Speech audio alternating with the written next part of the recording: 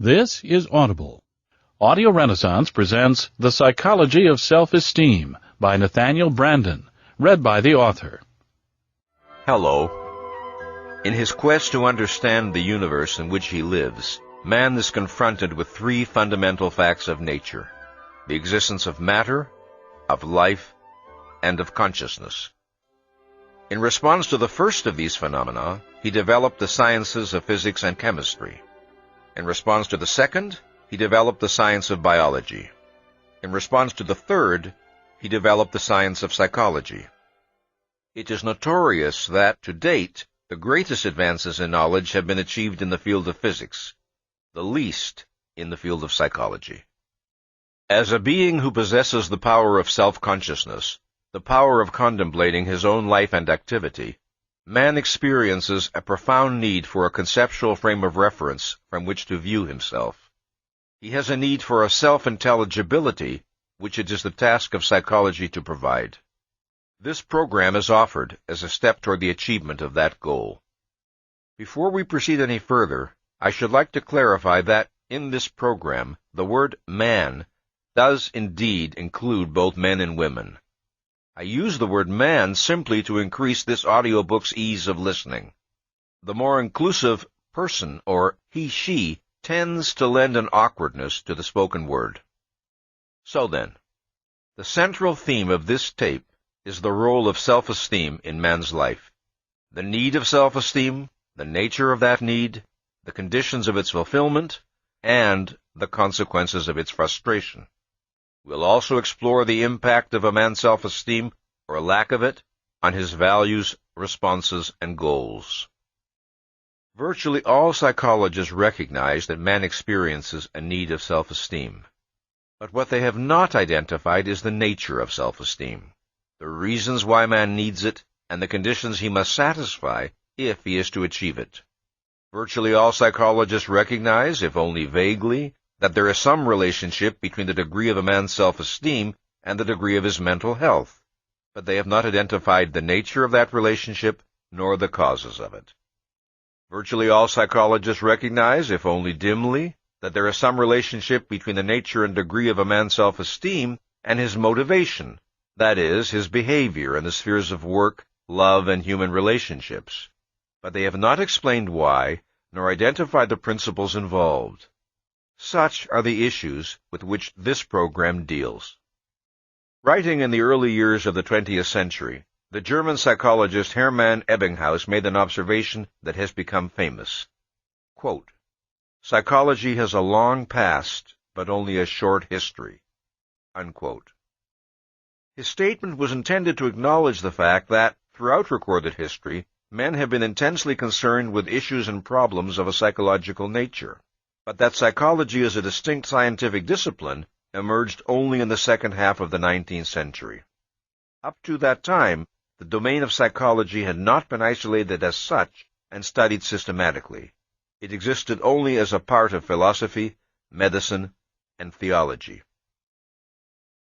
What is the science of psychology?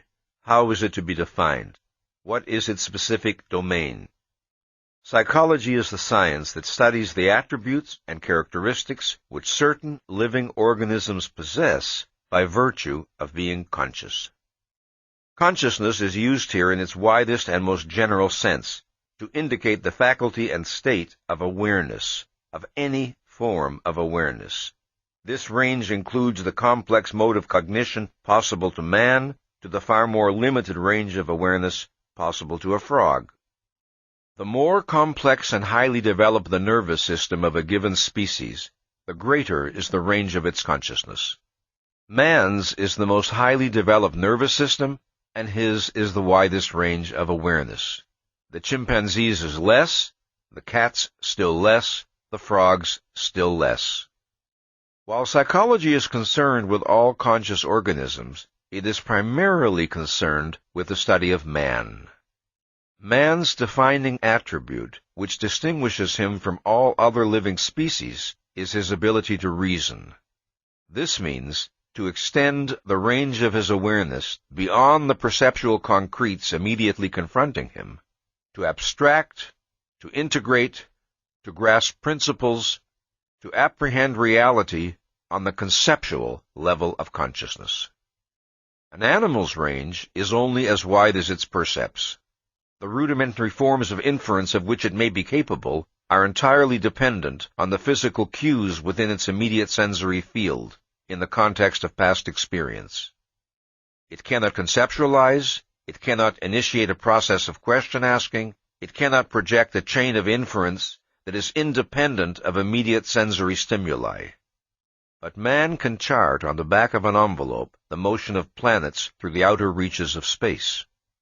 Like every other species that possesses awareness, man survives by the guidance of his distinctive form of consciousness, by the guidance of his conceptual faculty. This is the first fact about man's nature that must be understood. This is the starting point of any scientific study of man, the basic principle without which no aspect of the distinctively human can be understood. Whether one is seeking to understand the nature of emotion, or the psychology of family relationships, or the causes of mental illness, or the meaning of love, one must begin by identifying the fact upon which any subsequent analysis of man necessarily rests. That is, that man is a rational being, a being whose distinctive form of consciousness is conceptual. Thus, psychology, as it pertains to man, is properly conceived and defined as the science that studies the attributes and characteristics which man possesses by virtue of his rational faculty. From the simplest unicellular animal to man, the most complex of organisms, all living entities possess a characteristic structure, the component parts of which function in such a way as to preserve the integrity of that structure, thereby maintaining the life of the organism. When an organism ceases to perform the actions necessary to maintain its structural integrity, it dies. For all living entities, action is a necessity of survival. Life is motion, a process of self-sustaining action that an organism must carry on constantly in order to remain in existence. Biologically, inactivity is death. The action that an organism must perform is both internal, as in the process of metabolism, and external, as in the process of seeking food. An organism maintains itself by exercising its capacities in order to satisfy its needs. An organism's needs are those things which the organism by its nature requires for its life and well-being. An organism's capacities are its inherent potentialities for action. When a physical or psychological need fails to be fulfilled, the result is danger to the organism. However, needs differ in the degree of their urgency and in the form of the threat which they potentially pose. This is most easily seen in the case of physical needs, but the principle applies to all needs. Man has a need of oxygen and of food, but whereas he can survive for days without food, he can survive for only minutes without oxygen. Man can survive much longer without vitamin C than without water, but both are needs. In some cases, the frustration of a need results in immediate death. In other cases, the process can take years. And need frustration does not have to result in the organism's destruction directly. Instead, it can undermine the organism's overall capacity to live and thus make the organism vulnerable to destruction from many different sources. This principle is important to remember in considering the frustration of psychological needs. A desire or a wish is not the equivalent of a need. The fact that a great many men may desire a thing does not prove that it represents a need inherent in human nature. Needs must be objectively demonstrable. While the task of isolating and identifying man's physical needs is far from completed, biology has made enormous advances in this direction. With regard to the task of isolating and identifying man's mental needs, psychology is in a state of chaos. This chaos serves, however, to emphasize the fact that the nature of men's needs has to be discovered. Needs are not self-evident. Alleged needs must be proven by relating them to the requirements of man's survival. That man possesses psychological needs is indisputable. The widespread phenomenon of mental illness is evidence both of the existence of needs which are being thwarted and of the failure of psychology to understand the nature of these needs. The basic problem of motivational psychology may be formulated this way. It is to bridge the gap between needs and goals, to trace the steps from the former to the latter, to understand the connection between them, to understand how needs get translated into goals. It should be obvious that the solution of this problem requires a consideration of man's distinctive capacities. Yet in large measure the history of motivational psychology represents an attempt to bypass man's most distinctively human capacity, his conceptual faculty, and to account for his behavior without reference to the fact that man can reason or that his mind is his basic means of survival. The projection of man as a conscious automaton activated by instincts is one version of this attempt. Instinct is a concept intended to bridge the gap between needs and goals, bypassing man's cognitive ability. As such, it represents one of the most disastrous and sterile attempts to deal with the problem of motivation. Observing certain types of behavior which they believe to be characteristic of the human species, instinct theorists decided that the causes of such behavior are innate, unchosen, and unlearned tendencies which drive man to act as he does. Thus, they spoke of a survival instinct, a parental instinct, an acquisitive instinct, and so forth. They seldom attempted to define precisely what they understood an instinct to be. Still less did they trouble to explain how it functioned. They vied with one another in compiling lists of the instincts their particular theory assumed man to possess, promising to account thereby for the ultimate sources of all human action. To account for man's actions in terms of undefinable instincts is to contribute nothing to human knowledge. It is only to confess that one does not know why man acts as he does. To observe that men engage in sexual activities and to conclude that man has a sex instinct, to observe that men seek food when they are hungry and to conclude that man has a hunger instinct, to observe that some men act destructively and to conclude that man has a destructive instinct, is to explain nothing. It is merely to place oneself in the same category as the physician in the anecdote who supposedly explains to a distraught mother that the reason why her child will not drink milk is that your child is just not a milk drinker. Man is born with needs, but he is not born with a knowledge of those needs and of how to satisfy them. Some of his simpler body maintenance needs are satisfied automatically, given the appropriate physical environment, by the function of his internal organs. An example is the need for oxygen, which is satisfied by the automatic function of his respiratory system. But the broad range of his more complex needs are not satisfied automatically. Man does not obtain food, shelter, or clothing by instinct. To grow food, to build a shelter, to weave cloth, requires consciousness, choice, discrimination, judgment. Man's body does not have the power to pursue such goals of its own volition. It does not have the power purposefully to rearrange the elements of nature, to reshape matter, independent of its consciousness, knowledge, and values. Unsatisfied, unfulfilled needs can set up a state of tension or disquietude or pain in man. This can prompt him to seek biologically appropriate actions, such as protecting himself against the elements. But the necessity of learning what is the appropriate action cannot be bypassed. Man's body only provides him with signals of pain or pleasure, but it does not tell him their causes. It does not tell him how to alleviate one or achieve the other. That must be learned by his mind. Man must discover the actions his life requires. It was not an instinct that enabled man to make fire, to build bridges, to perform surgery, to design a telescope. It was his ability to think. And if a man chooses not to think, if he chooses to risk his life in senseless dangers, to close his eyes rather than open his mind at the sight of any problem, if he chooses to seek escape from the responsibility of reason in alcohol or drugs, or to act in willfully stubborn defiance of his own objective self-interest, he has no instinct that will force his mind to function. He has no instinct that will compel him to value his life sufficiently to do the thinking and perform the actions which his life requires. To define man as a rational animal is not to imply that he is an animal who invariably functions rationally. Obviously, he is not.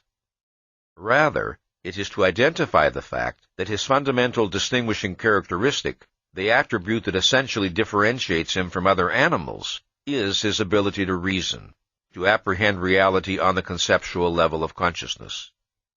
One of the most important consequences of man's possession of a conceptual faculty is his power of self-awareness. No other animal is capable of monitoring and reflecting on its own mental operations, of critically evaluating its own mental activity. No other animal is capable of deciding that a given process of mental activity is irrational or illogical, and of altering its subsequent mental operations accordingly. But the same conceptual faculty that confers on man a unique stature compels him to confront unique challenges. No other animal is explicitly aware of the issue of life or death that confronts all organisms. No other animal is aware of its own mortality, or has the power to extend its longevity through the acquisition of knowledge. No other animal has the ability and the responsibility to weigh its actions in terms of the long-range consequences for its own life. No other animal has the ability and the responsibility to continually work at extending its knowledge, thereby raising the level of its existence. No other animal faces such questions as, who am I? How should I seek to live? By what principles should I be guided in my actions? What goals ought I to pursue? What is to be the meaning of my life? The necessity of confronting such issues is essential to the human condition, to everything that is distinctive about man's life.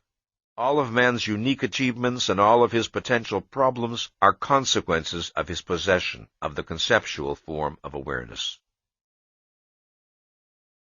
The relation of man's reason to his survival is the first of two basic principles of man's nature which are indispensable to an understanding of his psychology and behavior. The second is that the exercise of his rational faculty, unlike an animal's use of his senses, is not automatic. The decision to think is not biologically programmed in man. To think is an act of choice. This principle was first formulated by novelist-philosopher Ayn Rand this way, quote, "The key to human nature is the fact that man is a being of volitional consciousness. Reason does not work automatically. Thinking is not a mechanical process. The connections of logic are not made by instinct. The function of your stomach, lungs, or heart is automatic. The function of your mind is not. In any hour and issue of your life, you are free to think or to evade that effort. But you are not free to escape from your nature, from the fact that reason is your means of survival. So that for you, who are a human being, the question to be or not to be is the question to think or not to think." Unquote. In the brain of a normal human being, sensations are automatically integrated into perceptions. That is, they are wired into the nervous system. This is not true of the conceptual level of consciousness. Conceptual awareness is necessary to man's proper survival, but it is not implanted by nature. Man has to select that purpose. He has to direct his mental effort and integrate his mental activity to the goal of conceptual awareness by choice. To engage in an active process of thinking, to abstract, conceptualize, relate, infer, to reason, man must focus his mind. He must set it to the task of active integration.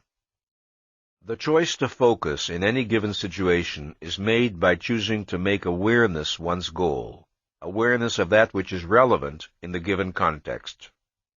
The goal of awareness is set by giving oneself, in effect, the order, grasp this. That this goal is not wired into man's brain by nature scarcely needs to be argued. One does not need to design special laboratory experiments in order to demonstrate that thinking is not an automatic process, that man's mind does not automatically pump conceptual knowledge when and as his life requires it, as his heart pumps blood. The mere fact of being confronted with physical objects and events will not force man to abstract their common properties, to integrate his abstractions, or to apply his knowledge to each new particular he encounters. Man's capacity to default on the responsibility of thinking is too easily observable. He must choose to focus his mind. He must choose to aim at understanding.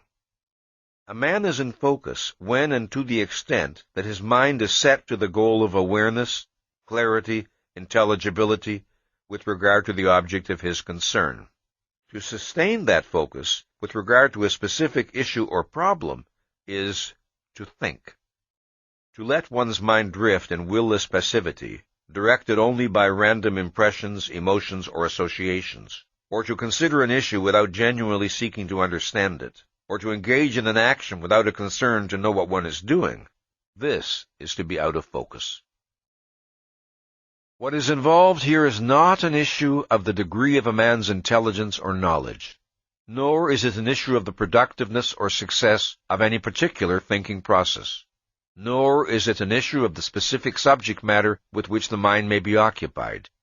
Rather, it is an issue of the basic regulating principle that directs the mind's activity.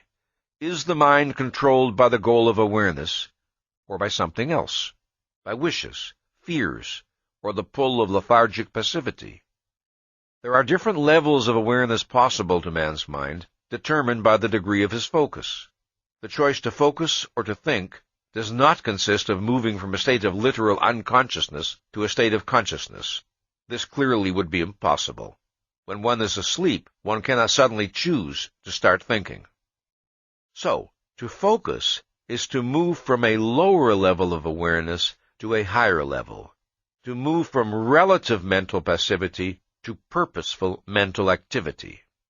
In the state of passive awareness, a man can apprehend the need to be in full mental focus. His choice is to evade that knowledge or to exert the effort of raising the level of his awareness. The decision to focus and to think, once made, does not continue to direct a man's mind unceasingly thereafter, with no further effort required.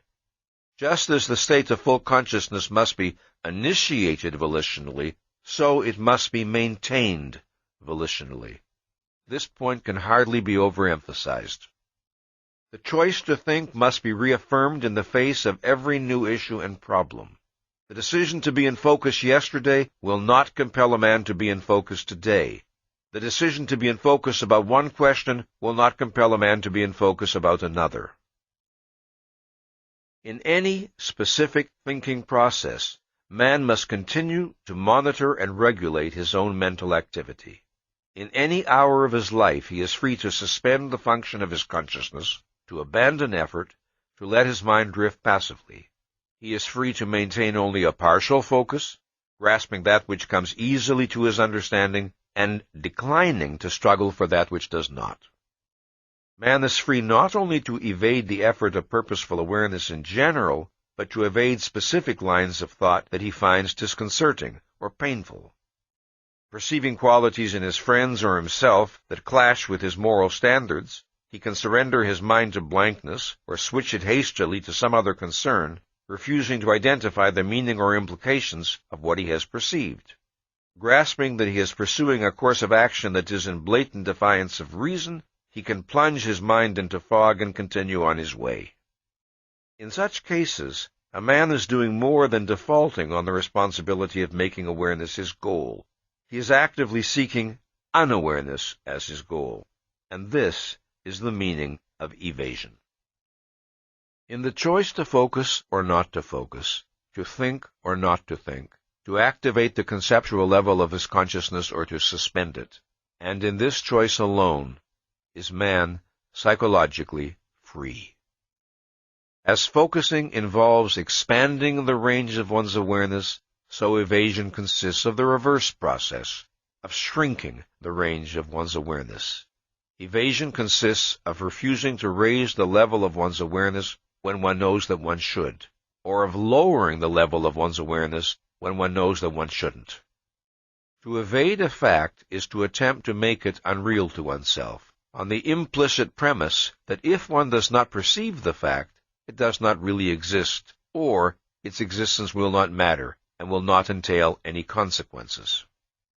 Man's life and well-being depend upon his maintaining a proper cognitive contact with reality, and this requires a full mental focus, maintained as a way of life, as a way of being. To be in focus does not mean that one must be engaged in the task of problem-solving every moment of one's waking existence. It means that one must know what one's mind is doing.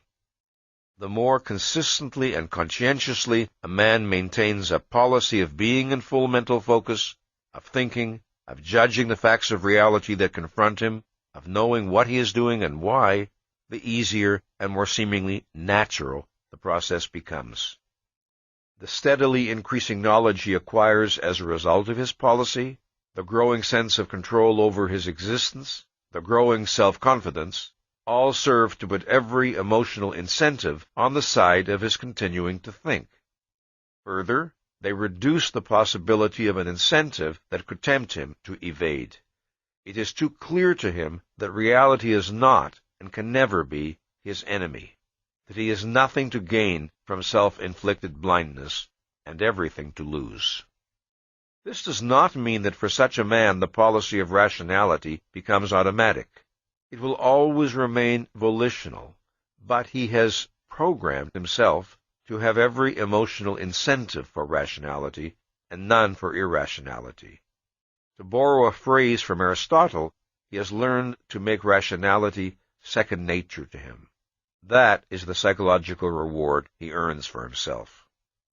But, and this must be emphasized, his psychological state must be maintained volitionally. He retains the power to betray it. In each new issue he encounters, he still must choose to think. This is the meaning of his free will. Free will, in the widest meaning of the term, is the doctrine that man is capable of performing actions which are not determined by forces outside his control, that man is capable of making choices which are not necessitated by antecedent factors. Man's free will consists of a single basic choice, to focus or not to focus, to think or not to think. This basic choice controls all of man's other choices and directs the course of his actions. His mind is an organ over which man has a specific, delimited, regulatory control. The driver of an automobile can steer the car in the chosen direction, but cannot alter or infringe the mechanical laws by which the car functions. In the same way, man can choose to focus, to aim his cognitive faculty in a given direction, but cannot alter or infringe the psychological laws by which his mind functions. If a man does not steer his car properly, he has no choice about the fact that he will end in a smash-up. Neither has the man who does not steer his mind properly. A man is free to think or not to think, but he is not free to escape the fact that if he fails to think, if he characteristically evades facing any facts or issues which he finds unpleasant, he will set in motion a complex chain of destructive psychological consequences. One of these will be a profound loss of self-esteem. This is a matter of demonstrable psychological law. Or again, if a man forms certain values as a result of his thinking or non-thinking, these values will lead him to experience certain emotions in certain situations. He will not be able to command these emotions out of existence by will. If he recognizes that a specific emotion is inappropriate, he can alter it by rethinking the value or values that evoke it. But he can do so only in a specific manner, not by arbitrary whim. Free will does not mean arbitrary, omnipotent power, unlimited power over the workings of one's own mind. This must be understood.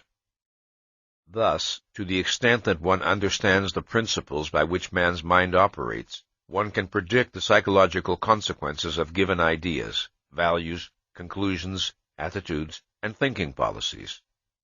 One can predict, for example, that a man of authentic self-esteem will find intellectual stagnation intolerable, that a man who regards sex, life, and himself as evil will not be attracted to a woman of intelligence, independence, and guiltless self-confidence. Then a man whose guiding policy is, "Don't antagonize anyone," will not be the first to champion a radical new idea or theory. I have stressed that man's ability to reason is his essential attribute, the attribute which explains the greatest number of his other characteristics. This fact is often obscured by the widespread confusion about the nature and role of emotions in man's life. One frequently hears the statement, "Man is not merely a rational being, he is also an emotional being." This implies some sort of dichotomy, as if man possessed a dual nature with one part in opposition to the other. In fact, in the ultimate sense, not in the obvious sense, but in the ultimate sense, the content of man's emotions is the product of his rational faculty. His emotions are a derivative and a consequence which cannot be understood without reference to the conceptual power of his consciousness. As man's tool of survival, reason has two basic functions: cognition and evaluation. The process of cognition consists of discovering what things are, of identifying their nature, their attributes, and properties. The process of evaluation consists of man discovering the relationship of things to himself, of identifying what is beneficial to him and what is harmful, what should be sought and what should be avoided. Quoting Ayn Rand in her book, The Virtue of Selfishness, "A value is that which one acts to gain and or keep," unquote. It is that which one regards as conducive to one's welfare. A value is the object of an action. Since man must act in order to live, and since reality confronts him with many possible goals, many alternative courses of action, he cannot escape the necessity of selecting values and making value judgments. If a man regards a thing as good for him in some way, he values it, and when possible and appropriate, he seeks to acquire, retain, and use or enjoy it. If a man regards a thing as bad for him in some way, he disvalues it and seeks to avoid or destroy it. If he regards a thing as of no significance to him, as neither beneficial nor harmful, he is indifferent to it and takes no action in regard to it. Although his life and well-being depend on man's selecting values that are in fact good for him, that is, consonant with his nature and needs, there are no internal or external forces compelling him to do so. He is not biologically programmed to make the right value choices automatically. He may select values that are incompatible with his needs and inimical to his well-being, values that lead him to suffering and destruction. But whether his values are life-serving or life-negating, it is a man's values that direct his actions. Values constitute man's basic motivational tie to reality. A man's values are the product of the thinking he has done or has failed to do. Values can be a manifestation of rationality and mental health, or of irrationality and neurosis. They can grow out of self-confidence and benevolence, or out of self-doubt and fear. They can be motivated by the desire to achieve happiness, or by the desire to minimize pain. They can be born out of the desire to use one's mind, or the desire to escape it. They can be held consciously and explicitly, or subconsciously and implicitly. They can be consistent, or they can be contradictory. They can further a man's life, or they can endanger it. These are the alternatives possible to a being of volitional consciousness. Differences in men's basic values reflect differences in their basic premises, in their fundamental views of themselves, of other men, of existence. Differences in their views of what is possible to them and what they can expect of life. A man's view of himself plays a crucial role in his value choices. For example, a man regards a falling bomb as bad for him because he is aware of his own mortality. If he were physically indestructible, he would appraise the bomb's significance differently. One's conscious or subconscious view of one's own person, whether one appraises oneself correctly or not, is implicit in one's value judgments. The degree of a man's self-confidence or lack of it, and the extent to which he regards the universe as open or closed to his understanding and action, these will necessarily affect the goals he will set for himself, the range of his ambition, his choice of friends, the kind of art he will enjoy, and so on. For the most part, the process by which a man's view of himself affects his value choices does not take place on a conscious level. It is implicit in his evaluations, reflecting earlier conclusions, which in effect are filed in his subconscious. The subconscious is the sum of mental contents and processes that are outside of or below awareness. The subconscious operates as a storehouse of past knowledge, observations, and conclusions. It operates, in effect, as an electronic computer, performing super-rapid integrations of sensory and ideational material. Thus, his past knowledge, provided it has been properly assimilated, can be instantly available to man, while his conscious mind is free to deal with the new. This is the pattern of all human learning. Once, a man needed his full mental attention to learn to walk. Then the knowledge became automatized, and he was free to pursue new skills. Once, a man needed his full mental attention to learn to speak. Then the knowledge became automatized, and he was enabled to go forward to higher levels of accomplishment. Man moves from knowledge to more advanced knowledge, automatizing his discoveries as he proceeds. He turns his brain into an ever more efficacious instrument, if and to the extent that he continues the growth process. A man acquires values and disvalues. These too become automatized. He is not obliged in every situation he encounters to recall all of his values to his conscious mind in order to form an estimate. Example: if an experienced motorist perceives an oncoming truck veering toward a collision, he does not need a new act of conscious reasoning in order to grasp the fact of danger. Faster than any thought could take shape in words, he registers the significance of what he perceives, his foot flies to the brake, or his hands swiftly turn the wheel.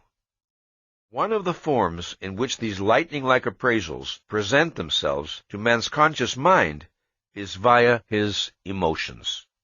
So next, let's talk about emotions.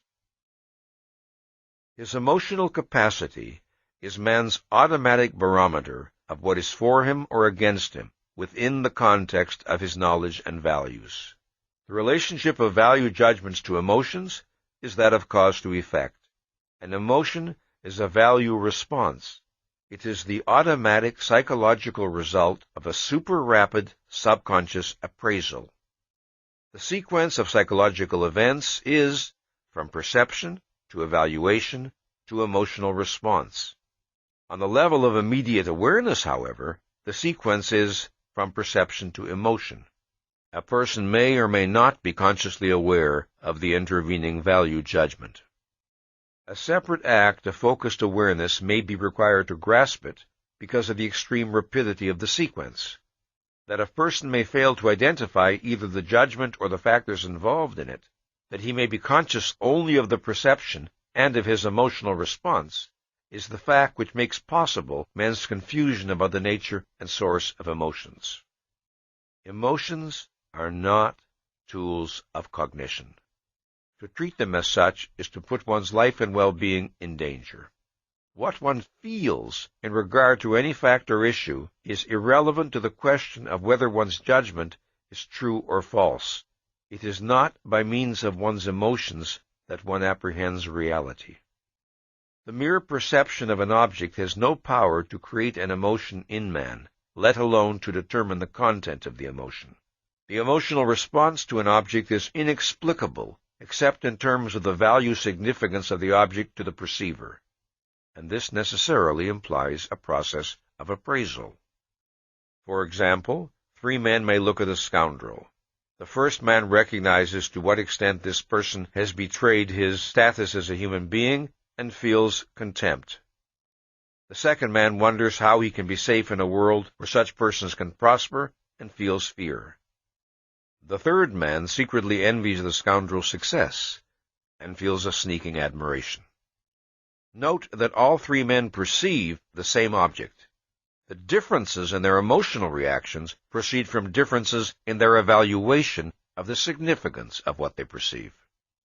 Just as emotions are not created by objects of perception as such, so they are not the product of any sort of innate ideas. Having no innate knowledge of what is true or false, man can have no innate knowledge of what is good for him or evil. A man's values are a product of the quantity and quality of his thinking. The motivational power and function of emotions is evident in the fact that every emotion contains an inherent action tendency, that is, an impetus to perform some action related to the particular emotion. Love, for example, is a man's emotional response to that which he values highly. It entails the action tendency to achieve some form of contact with the loved person, to interact intellectually, emotionally, physically. The emotion of fear is a man's response to that which threatens his values. It entails the action tendency to avoid or flee from the feared object. The action involved is not always physical. For example, there are feelings of quiet happiness that invoke in man the desire only to remain still and contemplate the source of his happiness, or the beauty of the world around him. But every emotion carries some implication for action. This does not mean that the action should necessarily be taken. It may not be possible or appropriate in a given context. We don't have to act on a feeling just because we have it. The action implication of some emotions is negative. That is, they tend specifically to retard or inhibit action. This is evident in the case of acute depression. The person feels that nothing is worth doing, that action is futile, that he is helpless to achieve happiness. The impulse is toward stillness, passivity, withdrawal. Whether a man's emotional mechanism brings him happiness or suffering depends on its programming. It depends on the validity and consistency of his values. His emotional apparatus is a machine. Man is its driver. According to the values he selects, he makes the motivational power of his emotions work in the service of his life or against it. Reason and emotion are not antagonists. What may seem like a struggle between them is only a struggle between two opposing ideas, one of which is not conscious and manifests itself only in the form of a feeling. The resolution of such conflicts is not always simple. It depends on the complexity of the issues involved. But resolutions are achievable, and the necessary first step is to recognize the actual nature of that which needs to be resolved. The guiltless emotional spontaneity that men long for, the freedom from torturing self-doubts, enervating depression, and paralyzing fears, is a proper and achievable goal. But it is possible only on the basis of a rational view of emotions and of their relation to thought. It is possible only if one's emotions are not a mystery, only if one does not have to fear that they may lead one to destruction.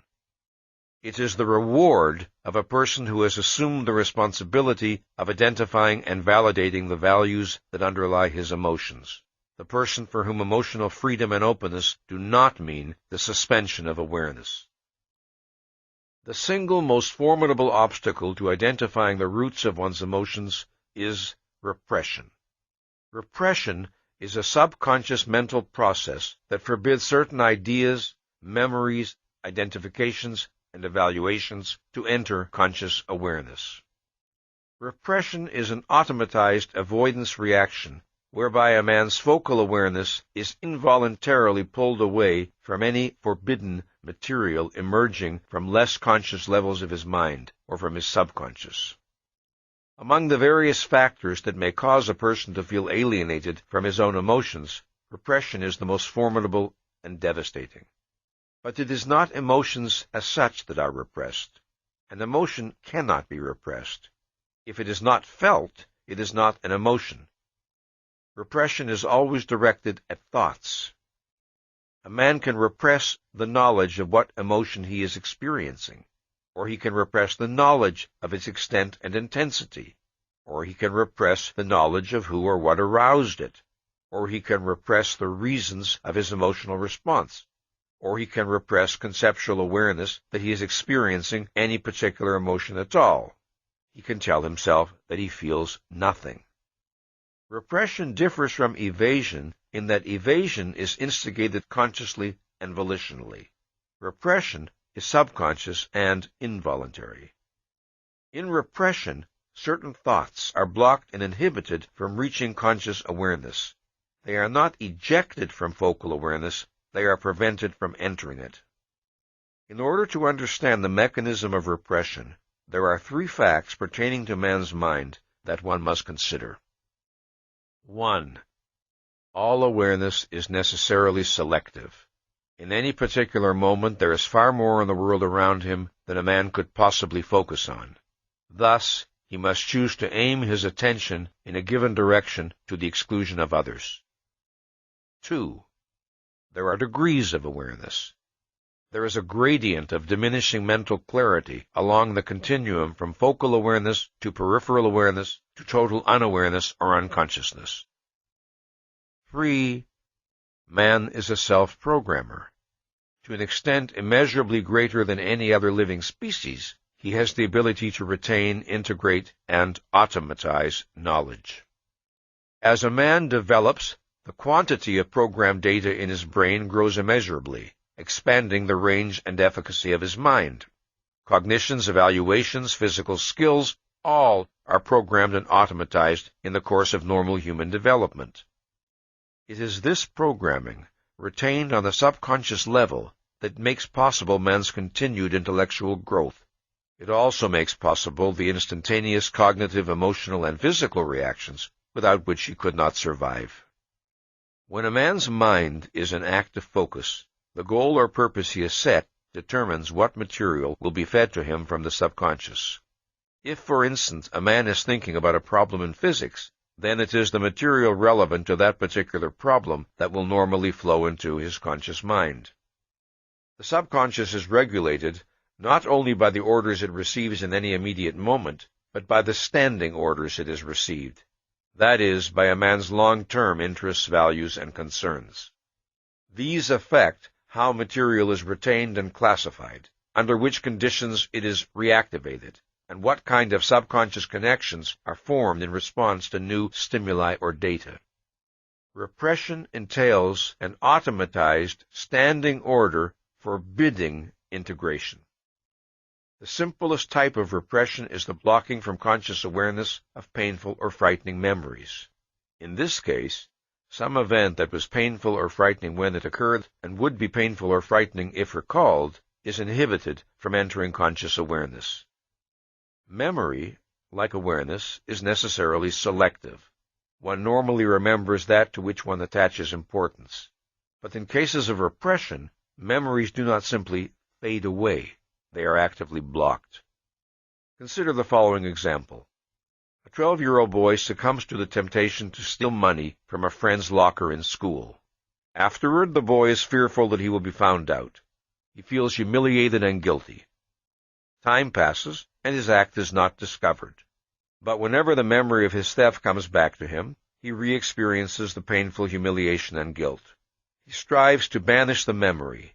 He hastily turns his attention elsewhere, telling himself in effect, "I don't want to remember. I wish it would go away and leave me alone." And after a while, it does. He no longer has to eject the memory from conscious awareness. It is inhibited from entering. It is repressed. The act of banishing the memory has become automatized. Should the memory ever begin to float toward the surface of awareness, it is blocked before it can reach him. A kind of psychological alarm signal is set off, and the memory is again submerged. 20 years later, he may encounter the friend from whom he stole the money and greet him cheerfully. He remembers nothing of his crime. Or he may feel vaguely uncomfortable in his friend's presence, but with no idea of the reason. Thoughts and evaluations, like memories, may be barred from awareness because of the pain they would invoke. Consider the case of a neurotically dependent woman who is married to a cruel, tyrannical man. She dares not let any criticism of him enter her awareness because she has surrendered her life to him. The thought that her owner and master is irrational and malevolent would be terrifying to her. She observes his behavior, her mind kept carefully empty, her judgment suspended. She has automatized a standing order forbidding evaluation. Somewhere within her is the knowledge of how she would judge her husband's behavior if it were exhibited by any other man. But this knowledge is not allowed to be integrated with the behavior she is observing in her husband. She has programmed herself, in effect, to be blind. If a man is to avoid repression, he must be prepared to face any thought and any emotion, and consider them rationally, secure in a conviction that he will not act without knowing what he is doing or why. Ignorance is not bliss, not in any area of man's life, and certainly not with regard to the contents of his own mind. Repressed material does not cease to exist. It is merely driven underground to affect a man in ways he does not know, causing reactions he is helpless to account for, and sometimes exploding into neurotic symptoms. Now, there are occasions in a man's life when it is necessary for him to suppress thoughts and feelings. But suppression and repression are different processes. Suppression is a conscious, deliberate, non-evasive expelling of certain thoughts or feelings from focal awareness in order to turn one's attention elsewhere.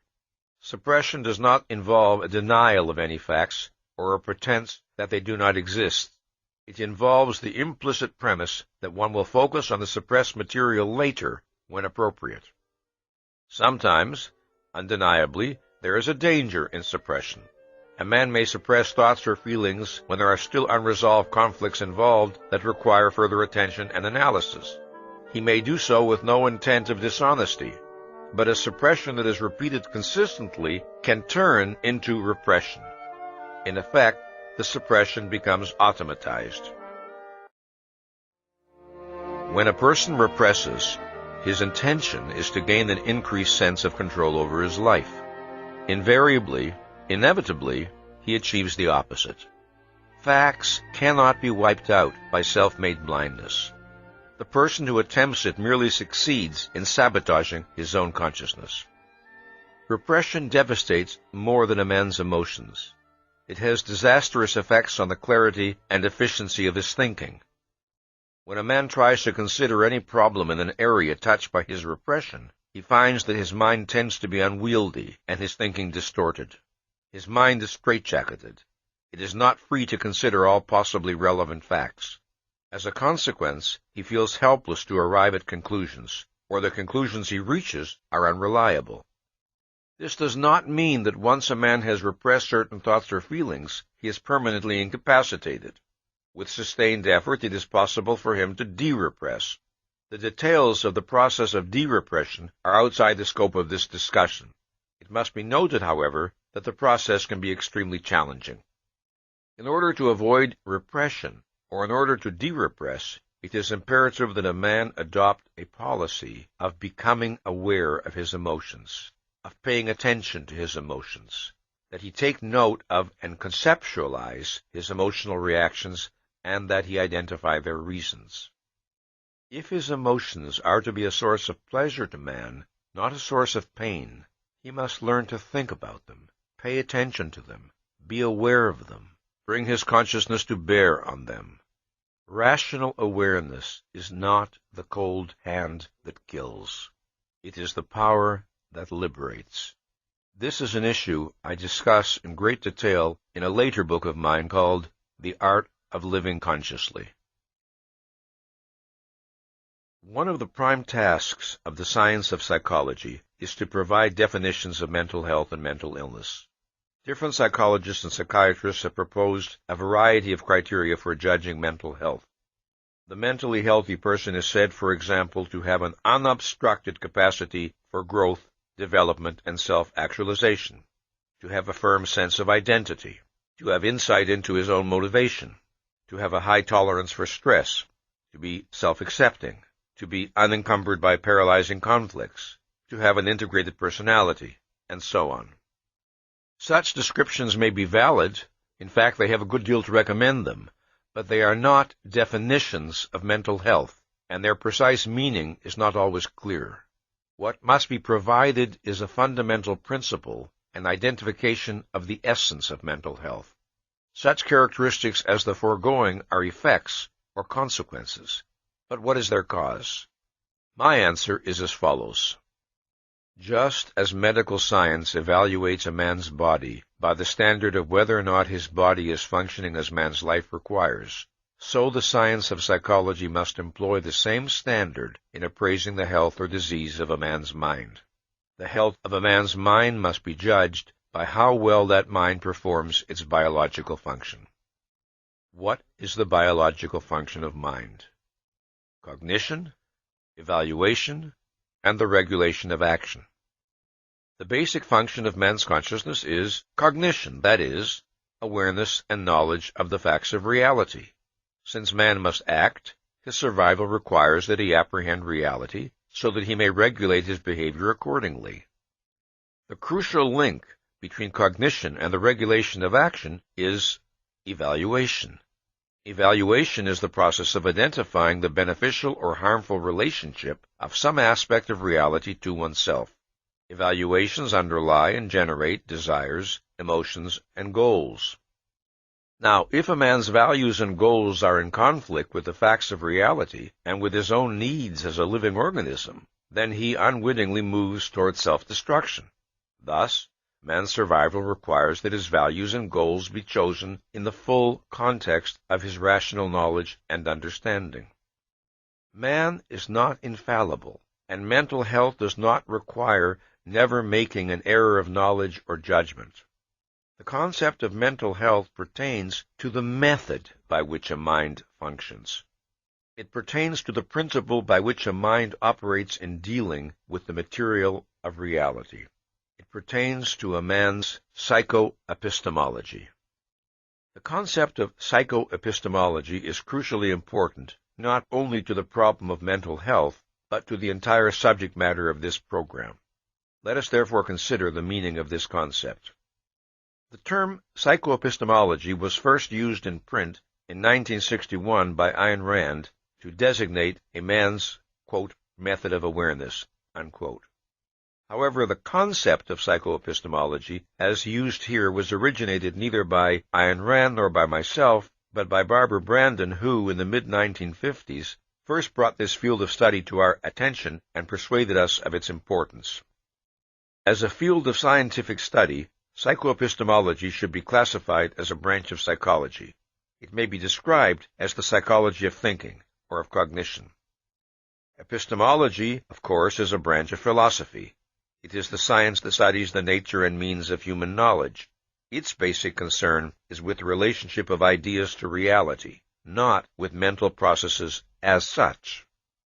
The study of mental processes as such is the province of psychology, most particularly of what I now call psychoepistemology. The concept of psychoepistemology is introduced in order to designate the study of mental operations on the conscious and subconscious levels of man's mind. The subject is an extremely broad one and involves many issues that are beyond the scope of this discussion. So, I shall confine myself to those essentials which have a direct bearing on the question of mental health. Mental processes may be conscious or subconscious and volitional or automatic. In any act of thinking, there is constant interaction between conscious volitional operations and subconscious automatic ones. Psychoepistemology is the study of the nature of and the relationship between the conscious, goal-setting, self-regulatory operations of the mind and the subconscious automatic operations. Man, we have seen, is a self-programmer whose conclusions, values, and standing orders direct the automatic integrative mechanism of his subconscious. As a person develops, he acquires a characteristic manner of cognitive functioning, a characteristic method of dealing with problems, thinking about issues, processing the data of reality. He may acquire the habit of seeking the highest possible level of mental clarity with regard to any issue he is considering, or he may come to accept as normal some level of unclarity or confusion. He may adopt the policy of always seeking to understand issues in terms of principles, or he may attempt to deal with problems in terms of the concretes of a given situation with no effort to relate his observations to wider abstractions. His thinking may be flexible, or it may be rigid. He may learn to differentiate clearly between his thinking and his emotions, or he may tend to treat his emotions as tools of cognition. The mental habits a person acquires and the standing orders he establishes constitute his characteristic psychoepistemology, his self-program method of mental functioning. A person's characteristic psychoepistemology may or may not be appropriate to the task of apprehending reality, or may be appropriate to a greater or lesser degree.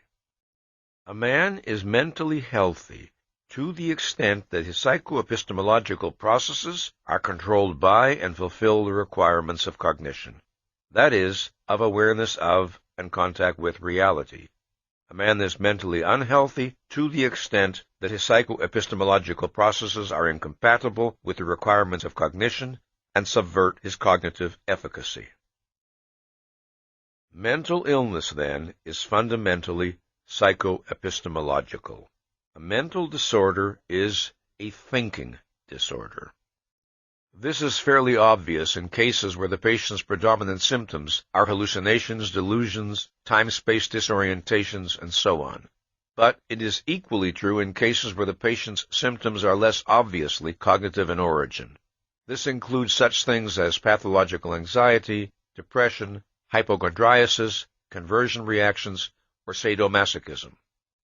Neurotic and psychotic manifestations, such as inappropriate emotional responses or aberrant behavior, are the symptoms and consequences of a mind's malfunctioning.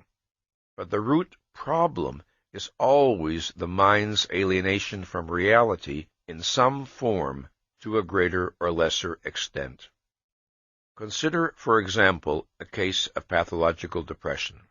A secretary is asked by her employer to make certain that she finishes some office reports by the end of the day. She hears this request as a declaration of her incompetence and worthlessness, and she collapses in acute depression. It is misleading to say that she suffers from an emotional disorder. She suffers from a psychoepistemological disorder. Her problem lies in the mental processes by which she interprets the things she perceives and hears. Her problem lies in the mental processes generating her emotions.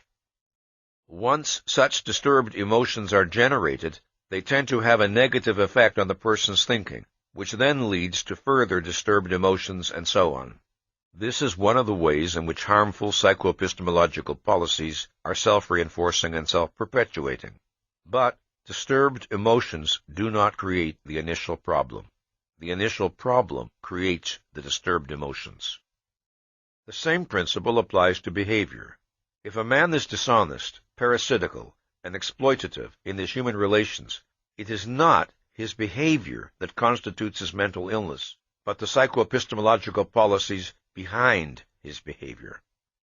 It should be noted that mental illness is not indicated by a man's momentary loss of cognitive contact with reality, such as might occur under the impact of a violent emotion.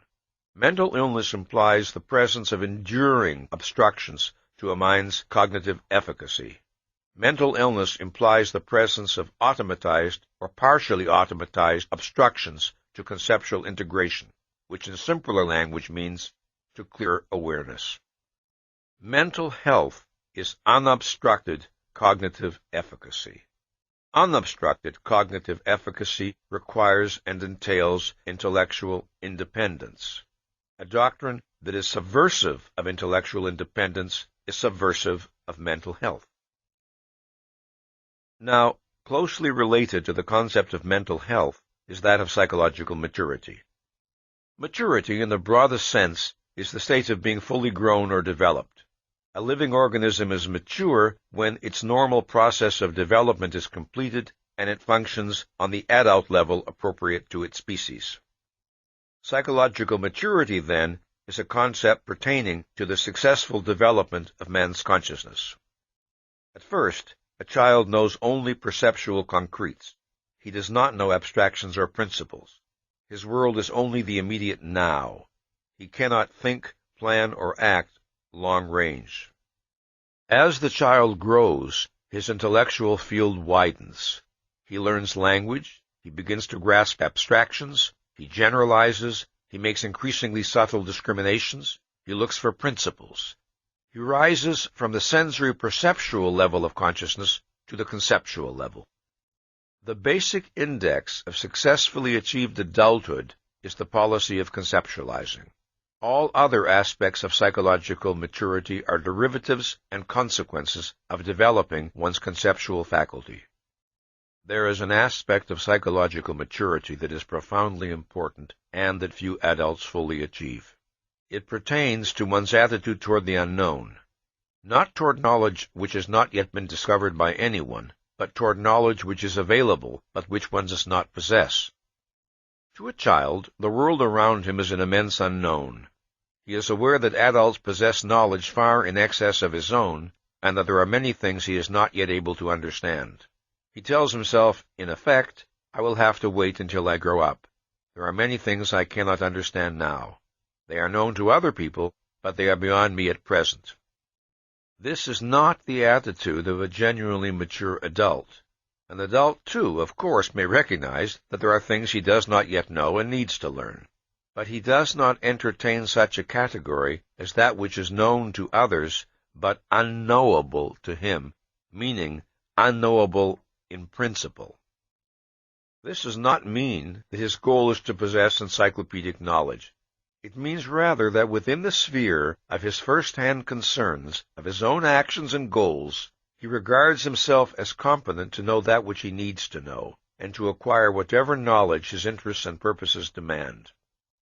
It means that he does not resign himself to the permanently unknown, when and if the knowledge is available and is relevant to his activities. It means that he does not regard himself as a second-class citizen psychoepistemologically. It is this attitude, consistently maintained, that marks a man's entry into full adulthood, that is, into full self-responsibility. There is no value judgment more important to man, no factor more decisive in his psychological development and motivation than the estimate he passes on himself.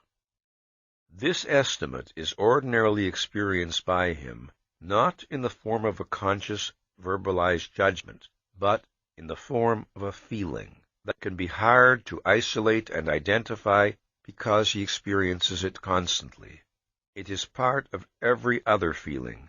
It is involved in his every emotional response. The nature of his self-evaluation has profound effects on a man's thinking processes, emotions, desires, values, and goals. It is the single, most significant key to his behavior. To understand a man psychologically, one must understand the nature and degree of his self-esteem and the standards by which he judges himself. Man experiences his desire for self-esteem as an urgent imperative, as a basic need. Whether he identifies the issue explicitly or not, he cannot escape the feeling that his estimate of himself is of life and death importance. At 3 o'clock in the morning, at some level, that is a fact we are all aware of. So intensely does a man feel the need of a positive view of himself that he may evade, repress, distort his judgment, disintegrate his mind. This in order to avoid coming face to face with facts that would affect his self-appraisal adversely. A man who has chosen or accepted irrational standards by which to judge himself can be driven all his life to pursue flagrantly self-destructive goals. This in order to assure himself that he possesses a self-esteem which in fact he does not have. If and to the extent that men lack self-esteem, they feel driven to fake it, to create the illusion of self-esteem. Thus they condemn themselves to chronic psychological fraud. Self-esteem has two interrelated aspects or components. It entails a sense of personal efficacy and a sense of personal worth. It is the integrated sum of self-confidence and self-respect. It is the conviction that one is competent to live and worthy of living. Man's need of self-esteem is inherent in his nature, but he is not born with the knowledge of what will satisfy that need or of the standard by which self-esteem is to be gauged. He must discover it. Here is where our earlier discussion of needs becomes relevant. Why does man need self-esteem? How does it relate to his survival? What are the conditions of its attainment? What is the cause of its profound motivational power? These are the questions we must consider. There are two facts about man's nature which hold the key to the answer. The first is the fact that reason is man's basic means of survival. The second is the fact that the exercise of his rational faculty is volitional. Most men do not identify the role and importance of reason in their lives. But from the time that the child acquires the capacity of conceptual functioning, he becomes increasingly aware, implicitly and subverbally, of his responsibility for regulating his mind's activity. He acquires the ability to discriminate between the state of mental focus and the state of mental fog, and to choose one state or the other.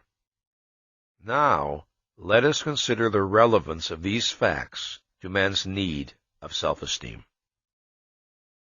Since man must choose his goals and actions, his life and happiness require that he be right in the conclusions he draws and the choices he makes. But he cannot demand or expect omniscience or infallibility. What he needs is the conviction that his method of choosing and of making decisions, his characteristic manner of using his consciousness, is right in principle, appropriate to reality. Man is the only living species able to reject, sabotage, and betray his own means of survival, his mind. He is the only living species who must make himself competent to live by the proper exercise of his rational faculty. How a man chooses to deal with this issue is, psychologically, the most significant fact about him, because it lies at the very core of his being as a biological entity. To the extent that a man is committed to cognition, to the extent that the primary goal regulating the functioning of his consciousness is awareness, the mental operations activated by his choice lead in the direction of cognitive efficacy.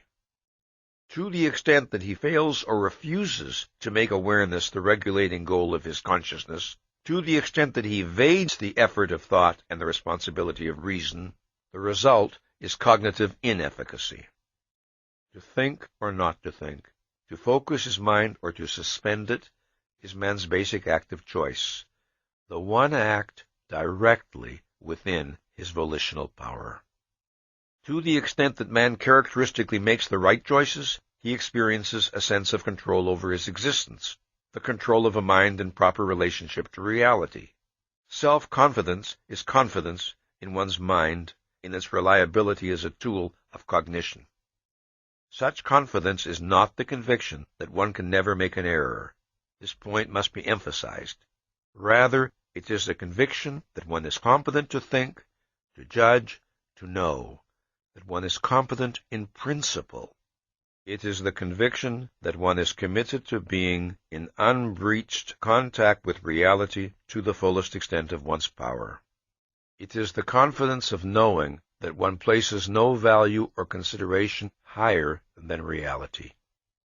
This basic type of confidence must be distinguished from other, more superficial types of self-confidence, which reflect a person's sense of efficacy at particular tasks or in particular areas. This basic self-confidence is not a judgment passed on one's knowledge or special skills. It is a judgment passed on that which acquires knowledge and skills. It is psychoepistemological self-confidence. It is a judgment passed on one's characteristic manner of facing and dealing with the facts of reality. Man needs such self-confidence because to doubt the efficacy of his tool of survival is to be stopped, paralyzed, condemned to anxiety and helplessness, and to some extent, rendered unfit to live. Very early in his development, as a child becomes aware of his power to choose his actions, as he acquires the sense of being a person, he experiences the need to feel that he is right as a person, right in his characteristic manner of acting. He needs to feel that he is good. He is not aware of the question in relation to the issue of life or death. He is aware of it only in relation to the alternative of joy or suffering. To be right as a person is to be fit for happiness. To be wrong is to be threatened by pain. As I have stressed, no other living species faces such questions as, what kind of entity should I seek to become? By what moral principles should I guide my life? But there is no way for a man to escape these questions. Man cannot exempt himself from the realm of values and value judgments. Whether the values by which he judges himself are conscious or subconscious, rational or irrational, consistent or contradictory, life-serving or life-negating. Every human being judges himself by some standard, and to the extent that he fails to satisfy that standard, his sense of personal worth, his self-respect, suffers accordingly. Man needs self-respect because he has to act to achieve values, and in order to act, he needs to value the beneficiary of his action. In order to seek values, man must consider himself worthy of enjoying them. In order to fight for his happiness, he must consider himself worthy of happiness. The two aspects of self-esteem, self-confidence, and self-respect, can be isolated conceptually, but they are inseparable in a man's psychology. Man makes himself worthy of living by making himself competent to live, by dedicating his mind to the task of discovering what is true and what is right, and by governing his actions accordingly. If a man defaults on the responsibility of thought and reason, thus undercutting his competence to live, he will not retain his sense of worthiness. If he betrays his moral convictions, thus undercutting his sense of worthiness, he will not retain his sense of competence. The root of both aspects of self-esteem is psychoepistemological. Such, in briefest essence, are the nature and causes of man's need of self-esteem. If man is to achieve and maintain self-esteem, the first and fundamental requirement is that he preserve an indomitable will to understand. The desire for comprehension of that which falls within the range of his awareness is the guardian of man's mental health and the motor of his intellectual growth. The potential range of a man's awareness depends on the extent of his intelligence, but the principle of the will to understand remains the same on all levels of intelligence. It requires the identification and integration to the best of a man's knowledge and ability of that which comes into his mental field. Unfortunately, this attitude is usually relinquished or breached very early in a person's life. Then the person adjusts to the sense of living in an unintelligible, bewildering, and frightening universe in which cognitive self-confidence is impossible. Sometimes the cause is a volitional default on the part of the child, an attitude of irresponsible passivity and dependence. Sometimes the cause is the child's desire to indulge in wishes or actions he knows to be irrational, which requires that a policy of evasion be instituted, which requires that the will to understand be suspended. However, often the causes are much more complex. Take, for instance, the case of a child who comes up against human irrationality with which he does not know how to cope. A child may find the world around him, the world of his parents and other adults, incomprehensible and threatening. Many of the actions, emotions, ideas, expectations, and demands of the adults appear senseless, contradictory, oppressive, and bewilderingly inimical to him. After a number of unsuccessful attempts to understand their policies and behavior, the child gives up, and, here is the tragedy, takes the blame for his feeling of helplessness.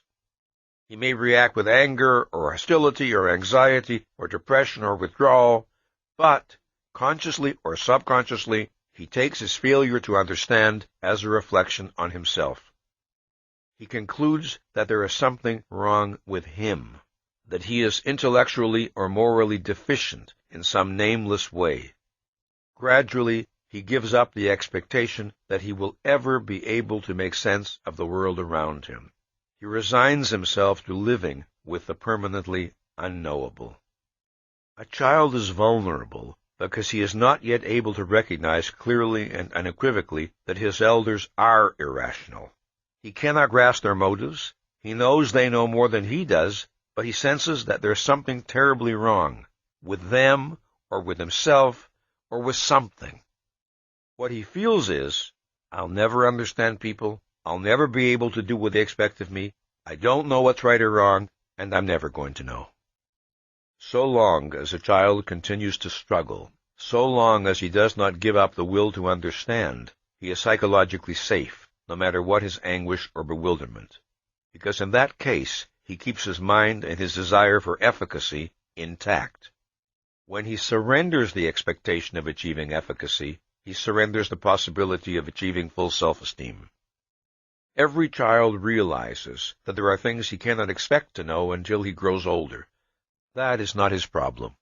The problem lies in the things he feels he will never know, yet needs to know, if he is to function successfully.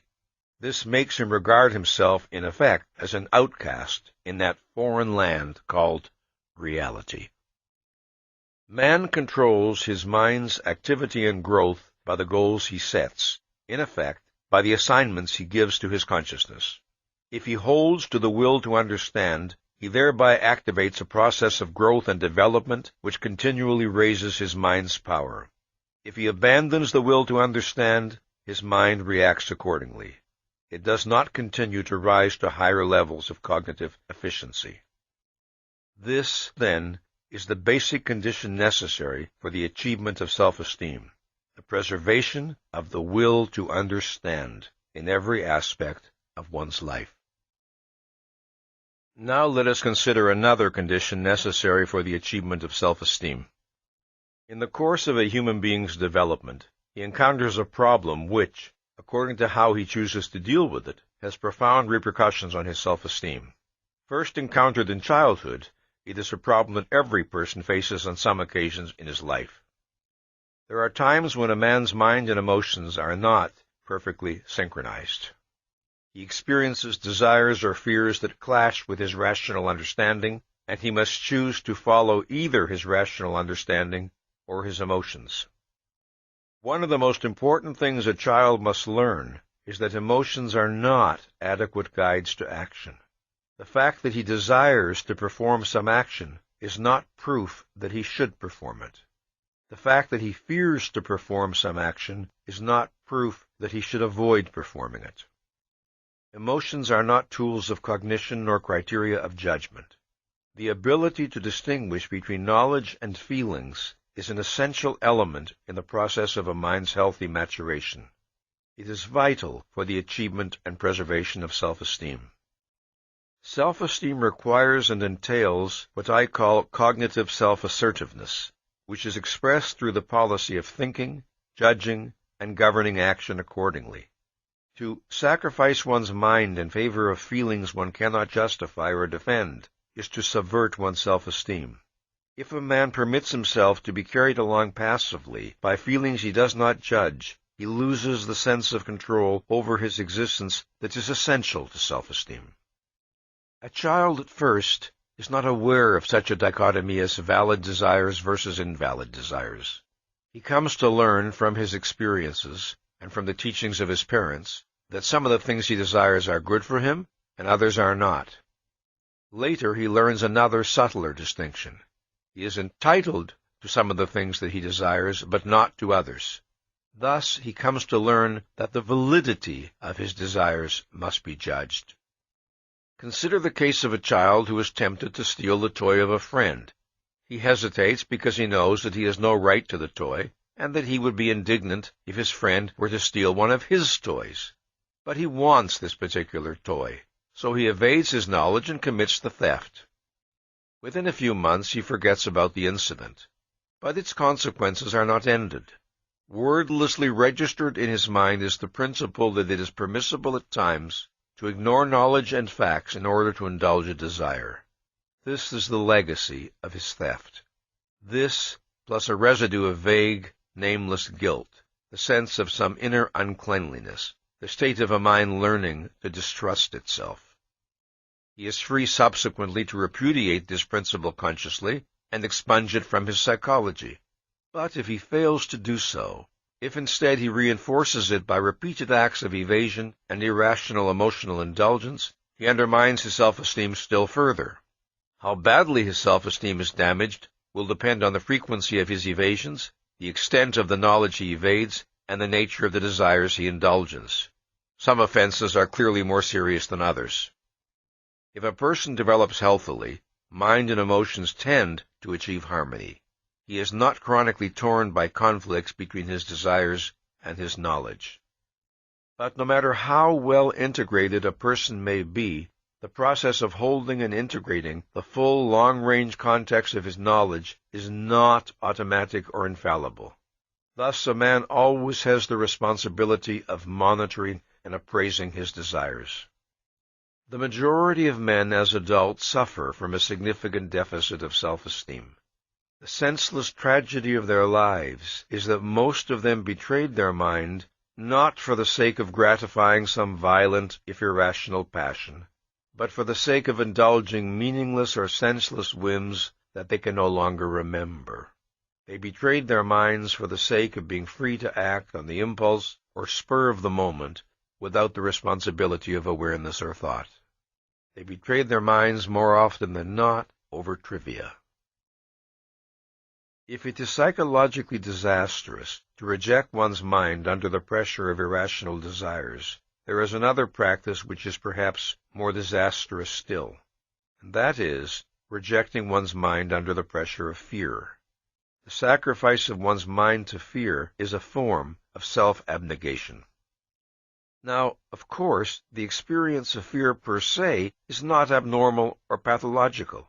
In many instances, fear has a definite value. It can activate man to cope with some danger. What is crucial for man's psychological well-being is his attitude toward fear, his method of dealing with it. For instance, it is very common for young children to have the experience of being frightened by a barking dog, but children can react to this experience in different ways. One child may be careful to avoid the dog as a practical precautionary measure. Later, he may learn that the dog is not harmful but playful and may make himself approach the dog and pat him until all fear is gone. Another child may avoid the dog after the first encounter, but continue to whimper and whine whenever he sees or hears the dog, even at a great distance. No amount of evidence that the dog is friendly alters his attitude. The difference in their reactions reflects the different attitudes they adopt toward their fear. The first child, even though afraid, remains in cognitive control. He does not permit the fear to overwhelm his consciousness. Consequently, he does not regard the fear and his avoidance of the dog as a reflection on himself or on his personal worth. He is able to grasp, when the evidence presents itself, that the dog is not in fact a danger to him, and his policy toward the dog changes accordingly. But the second child, overwhelmed by fear, his self-awareness is reduced to a sense of all-encompassing helplessness. Nothing is real to him, nothing matters, except that he is afraid. That is why his mind is not open to evidence that could change his policy toward the dog. In the life of a young child, a certain amount of fear is to be expected. Normally and healthily, with the growth of his knowledge and abilities, these fears are overcome and left behind, so that, with the transition to adulthood, fewer and fewer things have the power to invoke fear in him. The extent to which a child follows this course to full maturity depends on the policy he adopts for dealing with his fears. If, in such situations, a child struggles to preserve the clarity of his mind, he will find, as he grows older, that his susceptibility to fear diminishes radically. If, however, he characteristically surrenders to fear, then fear gains a greater and greater power over him, and each subsequent surrender feels more and more inevitable. His sense of personal efficacy is affected accordingly. The same principle applies on an adult level. For example, a man may remain silent and passively unprotesting when things which he values are being attacked, through fear of not belonging or not being accepted. Or a man may retreat from the challenges of life and bury himself in the safety of the familiar, through fear of failure or of making mistakes. Or a woman may repress her desire for a career through a fear of being considered unfeminine. In all, the result is a profound sense of humiliation, of self-abasement, of self-renunciation, which means a profound loss of self-esteem. Sometimes, of course, a fear experience can be so intense that the capacity for thought is momentarily wiped out. But such panic reactions pertain to short-term emergency situations and are, by their very nature, short-lived. In such cases, a person's attitude and policy toward fear is manifested through what he does when the panic dies down. Does he then proceed to think about the experience, to assimilate it, and to prepare himself for future similar situations? In other words, does he seek to reassert mastery and control over his life? Or does he merely shudder at the memory of the fear, struggle to evade the issue, and hope he will not encounter such problems again, resigning himself to a feeling of helplessness? The policy a man adopts in dealing with fear depends on whether he preserves what I call the will to efficacy. It depends on whether he preserves the value of self-confidence as a goal not to be relinquished, and consequently regards a state of fear as temporary and abnormal and as that which he must overcome. Or does he resign himself to a sense of impotence and accept fear as a basic, unalterable given of his existence, to be endured, not defeated? Just as the will to understand requires that man never resign himself to accepting the unknowable as an inherent part of his life, so the will to efficacy requires that he never resign himself to living with uncontested fear. It must be stressed that the concept of surrender to fear pertains to a psychoepistemological process. That process is the subversion of one's consciousness in order to avoid or minimize a fear experience. This practice is entirely different from the rational avoidance of real dangers. In fact, opposite principles are at work in these two cases. In the first case, one is fleeing from reality. In the second, one is taking proper cognizance of it. The policies by which a man determines the state of his self-esteem are formed gradually across time. They are not the product of the choices of a single moment or issue. The collapse of self-esteem is not reached in a day, a week, or a month. It is the cumulative result of a long succession of defaults, evasions, and irrationalities, a long succession of failures to use one's mind properly. Self-esteem, or the lack of it, is the reputation a man acquires with himself. In the process of his psychological growth and development, a human being creates his own character. He does not do so self-consciously or by explicit intention. He does so by means of the volitional choices he makes day by day. A child does not commit himself to the will to understand in explicit terms, but in issue after issue that falls within the range of his awareness, he strives to achieve the fullest clarity and intelligibility possible to him, and thus he acquires a mental habit, a policy of dealing with reality, which can be identified conceptually as the will to understand. It is a policy that he must reaffirm volitionally in each new issue he encounters for as long as he lives. It always remains a matter of choice. The choices a human being makes with regard to the operation of his consciousness do not vanish, leaving no trace behind them. These choices have long-term psychological consequences. The way a man chooses to deal with reality registers in his mind for good or for bad. Either it confirms and strengthens his self-esteem, or it undermines and depletes it. The concept of self-esteem must be distinguished from the concept of pride. The two are related, but there are significant differences in their meaning. Self-esteem pertains to a man's conviction of his fundamental efficacy and worth. Pride pertains to the pleasure a man takes in himself on the basis of and in response to specific achievements or actions. Self-esteem is confidence in one's capacity to achieve values. Pride is the consequence of having achieved some particular value or values. Self-esteem is, I can. Pride is, I have. The deepest pride a man can experience is that which results from his achievement of self-esteem. Since self-esteem is a value that has to be earned, the man who does so feels proud of his attainment. If, in spite of his best efforts, a man fails in a particular undertaking, he does not experience the same emotion of pride that he would feel if he had succeeded. But, if he is rational, his self-esteem is unaffected and unimpaired.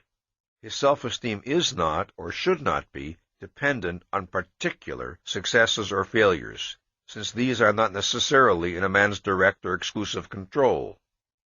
The failure to understand this principle causes an incalculable amount of unnecessary anguish and self-doubt. If a man judges himself by criteria that entail factors outside his control, the result is a precarious self-esteem that is in chronic jeopardy. For example, a man may find himself in a situation where it would be highly desirable for him to possess certain knowledge, but he does not possess it. This is not because of evasion or irresponsibility, but because he had seen no reason to acquire it, or had not known how to acquire it, or because the means to acquire it were not available to him. Now in reason, such a man has no grounds to reproach himself for inadequacy, yet he does so, telling himself that somehow he should know the things he does not know, and his self-esteem suffers accordingly. One of the worst wrongs a man can do to himself is to accept an unearned guilt on the premise of a somehow. Somehow I should know. Somehow I should be able to do it. This, when there is no cognitive content to that somehow, only an empty, undefined charge supported by nothing. There is one reason in particular why many men are susceptible to this error. Although a man may be blameless in the present situation, previous irrationalities and failures to think may have led to a general sense of self-distrust, so that he never feels fully certain of his moral status. The solution to this problem lies in recognizing this form of uncertainty for what it is, identifying it as a symptom, and striving to be objective and factual in one's self-appraisal. The struggle to achieve a rational policy in dealing with guilt will in itself contribute to the regaining or strengthening of self-esteem.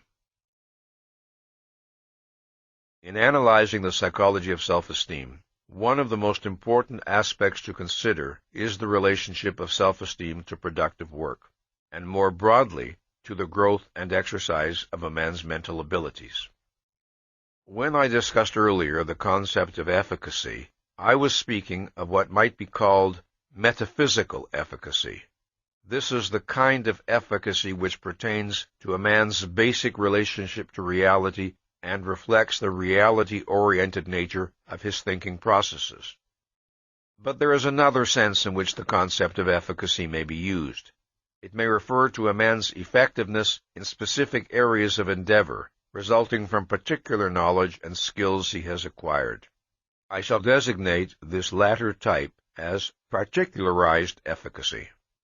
The kinds of particularized efficacy men acquire, the specific skills they attain, vary according to their interests, values, context, and knowledge. By contrast, metaphysical efficacy is not confined to any particular form of activity. It is applicable to every form of rational endeavor. Self-esteem is not a value which, once achieved, is maintained effortlessly and automatically thereafter. As in the case of every value of a living organism, action is necessary not only to gain it, but also to keep it. Just as the breathing a man does today will not keep him alive tomorrow, so the thinking a man does today will not preserve his self-esteem tomorrow, if he then chooses to evade, to stagnate mentally, to arrest and subvert his rational faculty. Man maintains his metaphysical efficacy by continuing to expand his particularized efficacy throughout his life. That is, by continuing to expand his knowledge, understanding, and ability.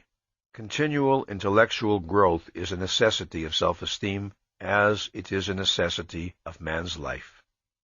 When man discovered how to make fire to keep himself warm, his need of thought and effort was not ended. When he discovered how to fashion a bow and arrow, his need of thought and effort was not ended. When he discovered how to build a shelter out of stone, then out of brick, then out of glass and steel, his need of thought and effort was not ended. When he moved his life expectancy from 19 to 30 to 40 to 60 to 70, his need of thought and effort was not ended. So long as he lives, his need of thought and effort is never ended. The desire to grow in knowledge and skills, in understanding and control, is the expression of a man's commitment to the life process and to the state of being human. If and when a man decides that, in effect, he has thought enough, that no further learning is necessary, that he has nowhere to go and nothing to achieve, then he has decided, In fact, whether he recognizes it or not, that he has lived enough. Stagnant passivity and self-esteem are incompatible. The foregoing should not be taken to mean that for the psychologically healthy man, life consists exclusively of problem-solving, productive work, and the pursuit of long-range goals. No. Leisure, recreation, love, and human companionship are vital elements in human existence. But productive work is the process through which a man achieves that sense of control over his life which is the precondition of his being able fully to enjoy the other values possible to him. The man whose life lacks direction or purpose, the man who has no productive aim, necessarily feels helpless and out of control. The man who feels helpless and out of control feels inadequate to and unfit for existence. And the man who feels unfit for existence is incapable of enjoying it. A productive purpose is a psychological need. To live purposefully and productively is a requirement of psychological well-being. The earliest self-generated pleasure of a human being's life is the pleasure of gaining a sense of control, a sense of efficacy. As the child learns to move his body, to crawl, to bang a spoon against a table and produce a sound, to build a structure of blocks, the enjoyment he exhibits is that of a living being gaining power over its own existence. It is this form of pleasure that a psychologically healthy person never loses. It remains a central motive of his life. This attitude accounts for the phenomenon of the mentally active man who is young at 90, just as the absence of this attitude accounts for the phenomenon of the mentally passive man who is old at 30. Perhaps this is the place to remind you of what I said in the introduction, namely, that I use the term man here in the generic sense to apply equally to men and women. None of these observations are intended to apply exclusively to the male gender. The higher the level of a man's self-esteem, the higher the goals he sets for himself, and the more demanding the challenges he tends to seek. On any level of intelligence or ability, one of the characteristics of self-esteem is a man's eagerness for the new and the challenging, for that which will allow him to use his capacities to the fullest extent. In the same way, a fondness for the familiar, the routine, the unexacting, and a fear of the new and the difficult is almost certainly an indication of a self-esteem deficiency. It must be emphasized that productive achievement is a consequence and an expression of healthy self-esteem, not its cause. The cause of authentic self-esteem is psychoepistemological, the rational, reality-directed character of a person's thinking processes. The causal sequence is as follows. A rational psychoepistemology leads to the attainment of self-esteem. The two together lead to achievements. Achievements lead to pride. Failing to understand this causal sequence, many men make the disastrous error of attempting to base their self-esteem on how well they succeed in achieving particular productive goals. However, success of this kind is not necessarily in a man's direct or exclusive control. Since man is neither omniscient nor infallible, and since in many productive endeavors the participation of other people is involved, it is profoundly dangerous to a person's self-esteem to let his sense of personal worth depend on factors beyond his control. The possession of self-esteem does not provide a man with automatic immunity to errors that may have painful emotional consequences. Rationality does not guarantee infallibility. But a healthy self-esteem gives man a great weapon in dealing with errors. Since his own value and the efficacy of his mind are not in doubt, he is free to bring his full intellectual powers and knowledge to the task of identifying facts and dealing with problems. The foundation of his consciousness is secure, so to speak. Conversely, one of the most disastrous consequences of an impaired or deficient self-esteem is that it tends to hamper and undercut the efficiency of a person's thinking processes. It deprives him of the full strength and benefit of his own intelligence. There are many ways in which a deficiency in self-esteem can adversely affect a person's thinking processes.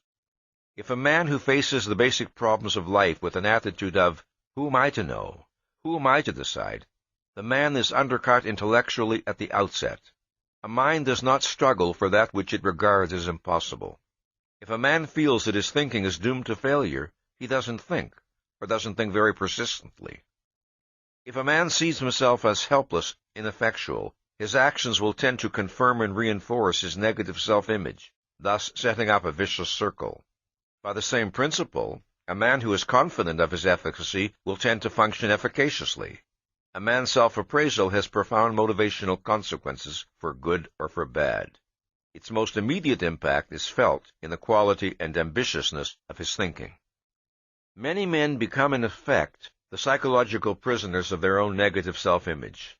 They define themselves as weak or mediocre or unmasculine or cowardly or ineffectual, and their subsequent performance is affected accordingly. The process by which this occurs is subconscious. Most men do not hold their self-image in conscious, conceptual form. While men are capable of acting contrary to their negative self-image, and many men do so at least on some occasions, the factor that tends to prevent them from breaking free is their attitude of resignation toward their own state. This is a particularly tragic error. When a person suffers from low self-esteem and institutes various irrational defenses to protect himself from the knowledge of his deficiency, he necessarily introduces distortions into his thinking. Consider, for example, the case of a man who, lacking authentic self-esteem, attempts to gain a sense of personal value from the image of himself as a big operator in business, a daring and shrewd go-getter who is just one deal away from a fortune. He keeps losing money in one get-rich-quick scheme after another. He is always blind to the evidence that his plans are impractical, always boasting extravagantly, his eyes on nothing but the hypnotically dazzling image of himself as a brilliantly skillful businessman. In order to protect a view of himself that the facts of reality cannot sustain, he severs cognitive contact with reality. He moves from one disaster to another, his sight turned inward, dreading to discover that the vision of himself, which feels like a life-preserver, is in fact a noose choking him to death. There is no way to preserve the clarity of one's thinking so long as there are considerations in one's mind that take precedence over the facts of reality. Pretense, self-deception, role-playing are so much a part of most men's lives that they have virtually lost, if they ever possessed, the knowledge of what it means to have an unreserved respect for the facts of reality. That is, what it means to take reality seriously. They spend most of their lives in a subjective world of their own neurotic creation, then wonder why they feel anxiety and helplessness in the real world. The misery, frustration, and terror that characterize the psychological state of most men testify to two facts. First, that self-esteem is a basic need without which man cannot live the life proper to him, and second, that self-esteem can be achieved only by the consistent exercise of the one faculty that permits man to apprehend reality, his reason. Since self-esteem is a fundamental need of man's consciousness, men who fail to achieve self-esteem strive to fake it. They try to evade its lack and to seek protection from their state of inner dread behind the barricade of a pseudo-self-esteem. Let me explain what pseudo-self-esteem means. It is a non-rational, self-protective device to diminish anxiety and to provide a spurious sense of security, a device to assuage a need of authentic self-esteem while allowing the real causes of its lack to be evaded. A person's pseudo-self-esteem is maintained by two means, essentially. First, by evading, repressing, rationalizing, and otherwise denying ideas and feelings that could affect his self-appraisal adversely. And second, by seeking to derive his sense of efficacy and worth from something other than rationality, some alternative value or virtue which he experiences as less demanding or more easily attainable. This might include such things as doing one's duty, or being financially successful, or sexually attractive. This complex process of self-deception, on which the neurotic builds so much of his life, holds the key to his motivation, to his values, and his goals. To understand the nature and form of a particular man's pseudo-self-esteem is to understand the mainspring of his actions, to know, in effect, what makes him tick.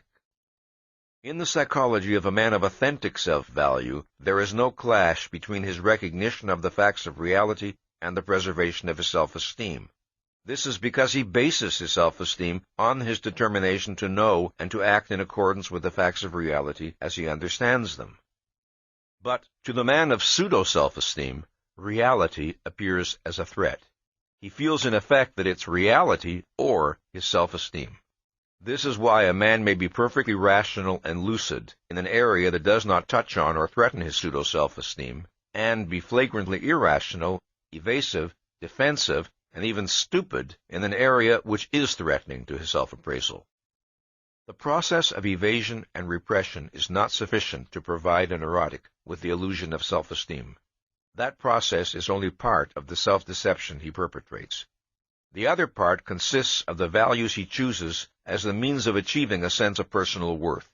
In the process of choosing values, there is a fundamental difference in principle between the motivation of a man of self-esteem and a man of pseudo-self-esteem. An individual who develops healthily derives intense pleasure and pride from the work of his mind and from the achievements which that work makes possible. Feeling confident of his ability to deal with the facts of reality, he will want a challenging, effortful, creative existence. Feeling confident of his own value, he will be drawn to self-esteem in others. What he will desire most in human relationships is the opportunity to feel admiration. He will want to find persons and achievements he can respect that will give him the pleasure which his own character and achievements can offer others. In the sphere both of work and of human relationships, his base and motor is a firm sense of confidence, of efficacy, and as a consequence, a love for existence, for the fact of being alive. The base and motor of the man without self-esteem is not confidence, but fear. Not to live, but to escape his terror of life is his fundamental goal. Not creativeness, but safety is his ruling desire. And what he seeks from others is not the chance to experience admiration, but an escape from moral values, an escape from moral judgment, a promise to be forgiven, to be accepted, to be taken care of, to be comforted and protected in a terrifying universe. A man's self-esteem or pseudo-self-esteem determines his abstract values, not the specific goals he will seek. The latter proceed from a number of factors such as a person's intelligence, knowledge, premises, and personal context. For instance, a person of high self-esteem will desire intellectually challenging work, but whether he chooses to enter business or science or art depends on narrower, less fundamental considerations. Similarly, a man of pseudo-self-esteem will desire that others protect him from reality, but a variety of factors determine whether he feels more at home among the country club set, or the academic set, or the underworld set. The principle that distinguishes the basic motivation of a man of self-esteem from that of a man of pseudo-self-esteem is the principle of motivation by love versus motivation by fear. Love of self and of existence versus the fear that oneself is unfit for existence. Motivation by confidence versus motivation by terror. To the extent that a man lacks self-esteem, he lives negatively and defensively. When he chooses his particular values and goals, his primary motive is not to afford himself a positive enjoyment of existence, but to defend himself against anxiety, against painful feelings of inadequacy, self-doubt, and guilt. Values chosen in this manner may be termed defense values. A defense value is one motivated by fear and aimed at supporting a pseudo-self-esteem. It is experienced in effect as a means of survival, as a substitute for rationality. It is an anti-anxiety device. Such a value is unhealthy, not necessarily by virtue of its nature, but by virtue of the motivation for choosing it. The value itself may not be irrational. What is irrational is the reason for its selection. Productive work, for instance, is a rational value.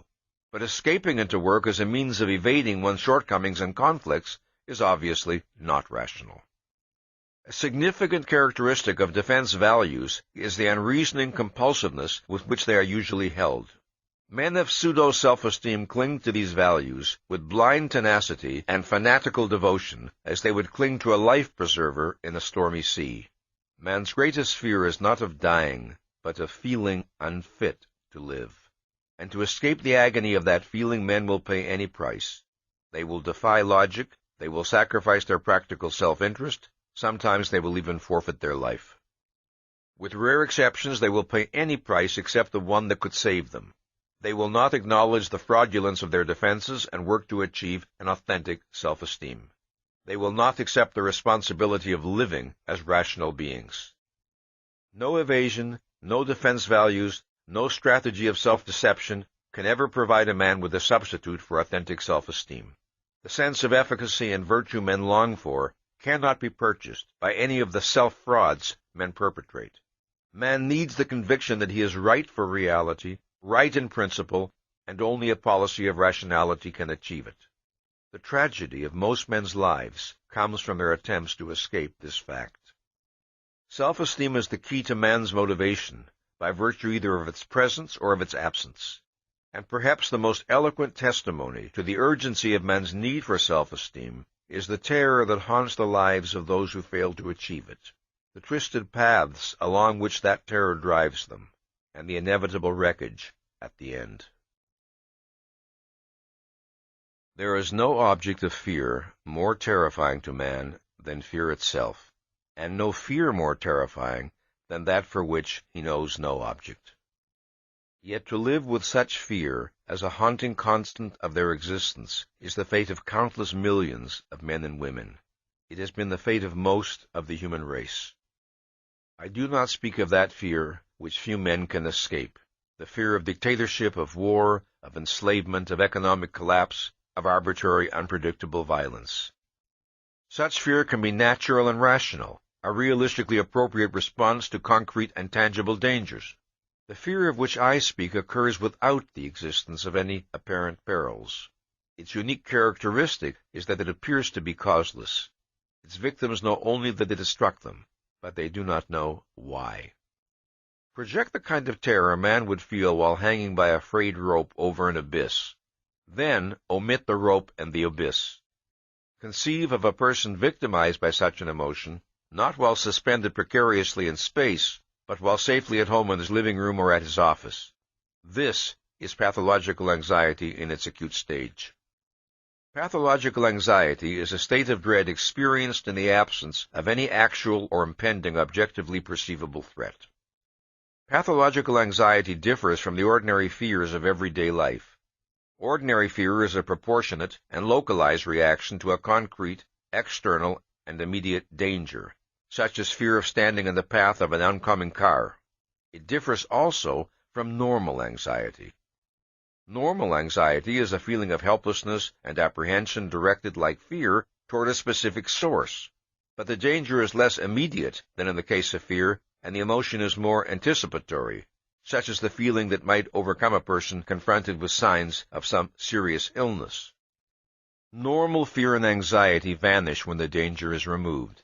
They are not, in effect, a personality attribute of their possessor, but pathological anxiety is. Pathological anxiety does not always appear in an intense or violent form. Many of its victims know it not as an acute attack of panic or as a chronic sense of dread, but only as an occasional uneasiness, a diffuse sense of nervousness and apprehension, coming and going unpredictably, pursuing some incomprehensible pattern of its own.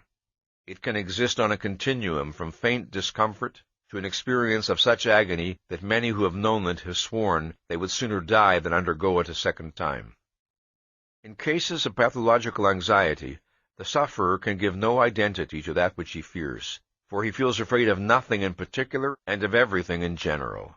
If he tries to offer some rationalized explanation for his feeling, if he grasps at some sign in the external world to prove he is in danger, his explanations are transparently illogical. He then acts as though that which he fears is not any specific concrete, but reality as such. The percentage of people in the world who suffer from an acute form of mental or emotional disturbance is high. Yet such persons constitute only a very small percentage of the total number of men and women who suffer from pathological anxiety throughout most of their lives, but whose disorder never reaches an alarming degree. These individuals would, in most cases, be regarded by those around them as quite normal. They would not themselves think of questioning their psychological health merely because they are prey to fits of inexplicable, objectless apprehension. These are the persons who, for instance, cannot bear to be alone, or they cannot live without sleeping pills, or drink too much, or they feel a constant need to be amusing and entertain, or flee to too many movies they have no desire to see, and to too many gatherings they have no desire to attend. Or these persons are obsessively concerned with what others think of them, or they long to be emotional dependents or to be depended upon, or they succumb to periodic spells of unaccountable depression, or they run from one meaningless sexual affair to another, or they seek membership in a kind of collective movements that dissolve personal identity and obviate personal responsibility.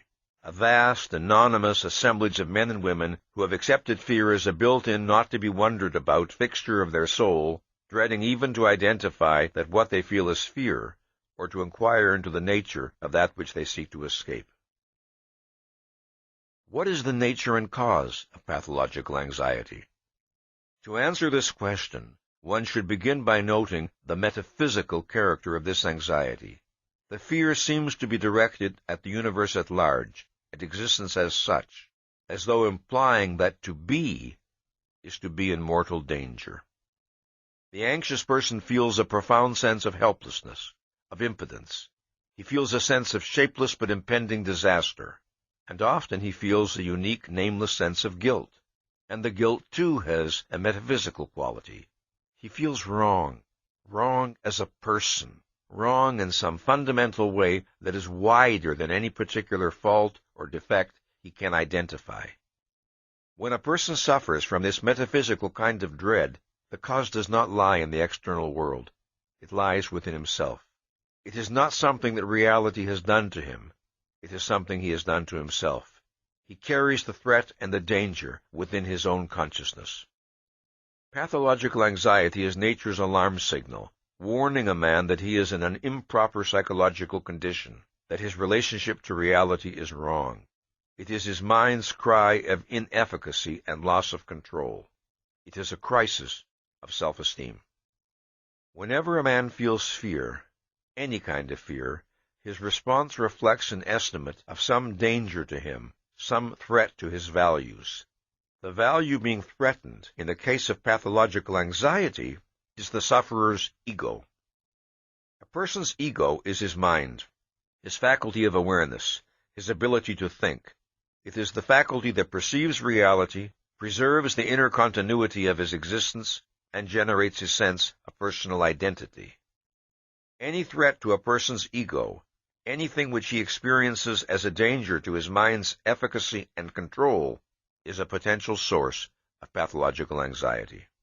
The pain of this anxiety is the most terrible that man can know, because the value at stake is necessarily the most crucial of all his values.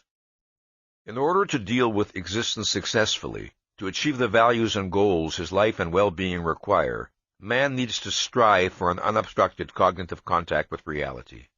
This means that he must maintain a full mental focus, must seek the clearest possible awareness with regard to his actions and concerns, and everything which bears upon them. If a man defaults on the responsibility of this task, the consequences are not merely the failure and defeats he suffers existentially.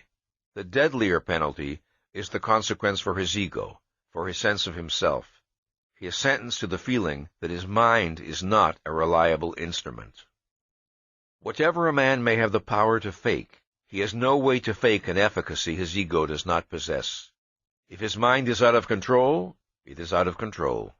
No rationalizations, no denials can wipe this fact out of existence or extinguish its psychological consequence, self-distrust. If a person refuses to give thought to issues which he knows, clearly or dimly, require his attention, he may evade the fact of his evasion, but the contradiction between his knowledge and his performance is a fact and cannot be escaped. The fact does not vanish. It is registered in his subconscious, along with the knowledge that the evaded issues have not vanished either. The result is self-distrust. If a man establishes within his consciousness the principle that it is permissible to act with his mind unfocused, that he need not know what he is doing or why, that the difficult need not be thought about, that the painful need not be faced, that the undesirable need not be acknowledged, then this is the secret knowledge about its method of functioning that a man's ego cannot escape. This is the root of self-distrust, self-doubt, and guilt. When one considers the amount of reckless irrationality that most men permit themselves and regard as normal, one does not have to be astonished by the prevalence of so-called causeless fear. If men feel anxiously uncertain of their ability to deal with the facts of existence, they have given themselves ample grounds for their feeling. But pathological anxiety, we must remember, is pathological. That is, it's symptomatic of an abnormal and unhealthy condition. A state of chronic dread is not man's natural condition. The fact that man is neither omniscient, nor omnipotent, nor infallible, nor immortal does not constitute grounds for his ego to feel overwhelmed by a sense of inefficacy. A rational person does not set his standard of efficacy in opposition to his own nature and to the nature of reality. Neither is man born with any sort of original sin. If a man feels guilty, it is not because he is guilty by nature. Sin is not original, it is originated. The problem of anxiety is psychological, not metaphysical. To the extent that a person indulges in irrational, mind-subverting psychoepistemological policies, he sentences himself to a chronic anticipation of disaster. If he fails to do the thinking his life and concerns require, he cannot escape the awareness that the range of his action exceeds the range of his thought, that challenges and demands will confront him to which he is inadequate. He feels afraid because of the thinking he failed to do, and guilty because of the knowledge that he should have done it. If he acts contrary to his convictions, if he takes actions which he regards as wrong, and or fails to take actions which he regards as right, he comes to experience the feeling, not merely that his actions are wrong, but that he is wrong. He is wrong as a person, since a person's deepest sense of himself has its base and origin in his method of psychoepistemological functioning, in the processes by which his mind deals with reality. There is another related reason why a man who acts against his own moral convictions will suffer a sense of impending disaster. Whether the moral values a man accepts are rational or irrational, man cannot escape the knowledge that, in order to deal with reality successfully, in order to live, he needs some sort of moral principles to guide him. Implicit in this knowledge is the awareness that ethical principles are a practical necessity of his life on earth. A corollary of this awareness is his expectation that moral and immoral actions have consequences, even if he cannot always predict them. If he takes actions which he regards as good, he expects to benefit. If he takes actions which he regards as bad, he expects to suffer, although this expectation is often evaded and repressed. Thus, what he is left with, if he betrays his own standards, is the sense of some unknown danger, some unknown retribution, waiting for him ahead.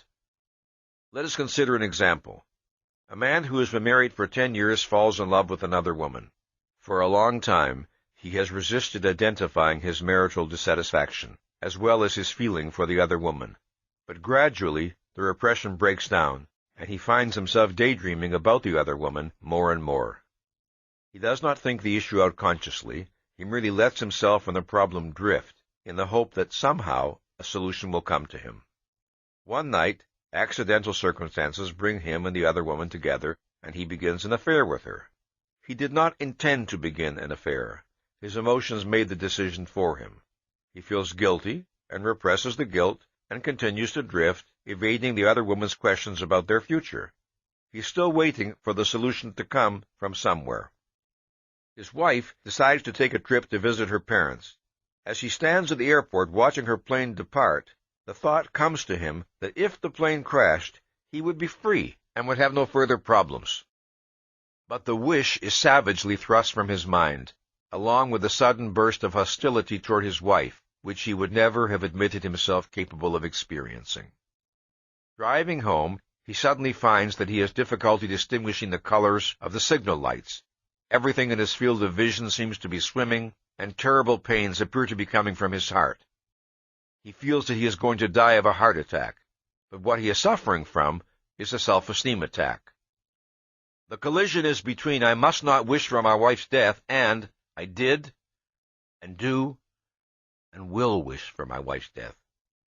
The clash is between a value imperative, engaging his sense of personal worth, his self-esteem or pretense at it, and an emotion, a desire, which contradicts that imperative. Thus, he experiences a crisis of self-esteem. In every instance of pathological anxiety, there is a conflict between some value imperative that is tied in a crucial and profound way to the person's self-appraisal and some failure or inadequacy or action or emotion or desire that the person regards as a breach of that imperative. And it is a breach that the person believes expresses or reflects a basic and unalterable fact of his nature. One of the worst consequences of pathological anxiety is its destructive impact on the objectivity and clarity of a person's thinking. When a person doubts the efficacy of his mind, his tendency is to surrender to the guidance of his emotions, since they appear to possess a certainty and authority that his intellect lacks. His emotions are not a substitute for rational cognition at any time, but they are never a less reliable guide than in the midst of an anxiety state. Because the experience of anxiety is so intrinsically painful, neurotics adopt a vast variety of devices and techniques in order to defend themselves against it. Evasion, repression, and rationalization underlie most, if not all, of such defenses. The neurotic can blank out the reality of his objectionable actions. He can repress his unresolved conflicts. He can disown his guilt feelings. He can deny or rationalize his fear. He can seek to distract himself by the frenzied pursuit of various activities. He can avoid the challenge of the unfamiliar. He can elaborate a fantasized self-image to protect him from a self-evaluation he dreads to acknowledge. Often, the repression of the anxiety problem and of the conflicts underlying it results in the formation of other neurotic symptoms. One of these symptoms is particularly worthy of attention in the present context: neurotic depression. Depression, like anxiety, can be normal or pathological. Anxiety is a response to the threatened destruction or loss of a value. Depression is a response to the accomplished destruction or loss of a value. Anxiety is anticipatory and is directed to the future. Depression is directed to the past. Depression is regarded as pathological when it is unrelated to any objective loss, or when its intensity and duration are grossly disproportionate to the loss. Neurotic depression is characterized by despair, passivity, a feeling that action and effort are futile, that nothing is worth doing, and by feelings of self-rejection and self-condemnation. Now, in what manner can depression relate to anxiety? A person is made anxious because of urgent demands, claims, or self-expectations which he feels unable to satisfy. For example, the imperative that he possess certain knowledge and be able to cope with certain responsibilities. He is caught in a conflict. Suppose that he attempts to minimize his anxiety by repressing both the conflict and the related guilt. In its place, on the conscious level of his awareness, he experiences a sense of passivity, futility, and general worthlessness. If one listens closely to his declarations that he is hopeless, that life is hopeless, that he is no good, one can discern another message to be read in his words, and that message is, "Expect nothing of me, demand nothing of me." Since he is incurably worthless, he is outside the realm of moral expectations. In this manner he resolves the conflict that threatens him with anxiety. In other words, he seeks to anticipate the worst and make it a fait accompli without coming to grips with his actual problem. Under the guise of renouncing his self-esteem, he is still secretly trying to protect it by neurotic means. This is one of the ways in which depression can be a subconsciously elected alternative to anxiety. Here is another, more indirect pattern. Suppose that a man, rightly or wrongly, accepts certain moral standards as essential criteria of his personal worth, and yet in some crucial respect feels unable to comply with them. Or suppose he desires something desperately which he regards as immoral, and therefore impossible to assert or pursue. The conflict, let us say, is repressed. Since it is repressed, it cannot be resolved. He can neither recheck his standards and discover whether he has made an error, nor can he form any rational policy in regard to the failure or action or desire that is in conflict with his self-expectations. He is left with the oppressive enervating sense of some nameless, unalterable burden which he assents to carry and live with to the end of his days. He has lost or minimized his anxiety. He may be comparatively free of conscious guilt, but what he experiences instead is despair, an exhausting despair that paralyzes the will to act. He has relinquished the possibility of achieving self-esteem or happiness. To regain his mental health, the depressed person must be willing to experience anxiety. He must be willing to relinquish the comfort of despair and to confront his anxiety-provoking conflicts in order to resolve them and move forward. Anxiety is still a sign of life, of conflict and struggle, and therefore of possible victory. But depression is resignation to defeat. Anxiety and guilt are painful and disruptive of clear objective thinking. But just as physical pain has a crucial survival value, warning a person that his body is in danger, so anxiety and guilt have the same survival value and perform the same function for man's mind and person. Man is free to ignore the warning signals of danger, but the warning is there, in the form of a penalty he cannot escape. And thus, paradoxically, pathological anxiety is at once man's protector and his nemesis. If a man defaults on the responsibility of reason, then his self-betrayed ego becomes its own avenger. A man need not have solved his every psychological problem before he can be free of anxiety and guilt, but it is necessary that he correct the base of his problems, the policy of permitting some other considerations to take precedence over his perception of the facts of reality. The determination to face his problems, to look at reality, is the essential first step in the process by which a man sets himself free of fear and guilt. If and to the extent that this determination is maintained and implemented, psychological liberation will follow. Entailed by the process of achieving self-esteem is a corollary process, that of forming a strong, positive sense of personal identity, the sense of being a clearly defined psychological entity. A person's I, his ego, his deepest sense of self, is his faculty of awareness, his capacity to think. Across his lifetime, a person's knowledge grows, his convictions may change, his emotions come and go. But that which knows, judges, and feels, that is the changeless constant within him. To choose to think, to identify the facts of reality, to assume the responsibility of judging what is true or false, right or wrong, is man's basic form of self-assertiveness. It is his acceptance of his own nature as a rational being, his acceptance of the responsibility of intellectual independence, his commitment to the efficacy of his own mind. The hallmark of healthy self-assertiveness in a child is his visible delight in the action of his mind, his desire for the new, the unexplored, the challenging, his refusal to accept on faith the platitudes of his elders. Add to that his insistent use of the word why, his boredom with routine, his hunger for that which will necessitate the fullest exercise of his powers, and thus allow him to achieve and experience the growing pride of self-esteem. Above all, as he grows and develops, such a child is the originator of his own goals. He does not look to others to tell him what will give him enjoyment.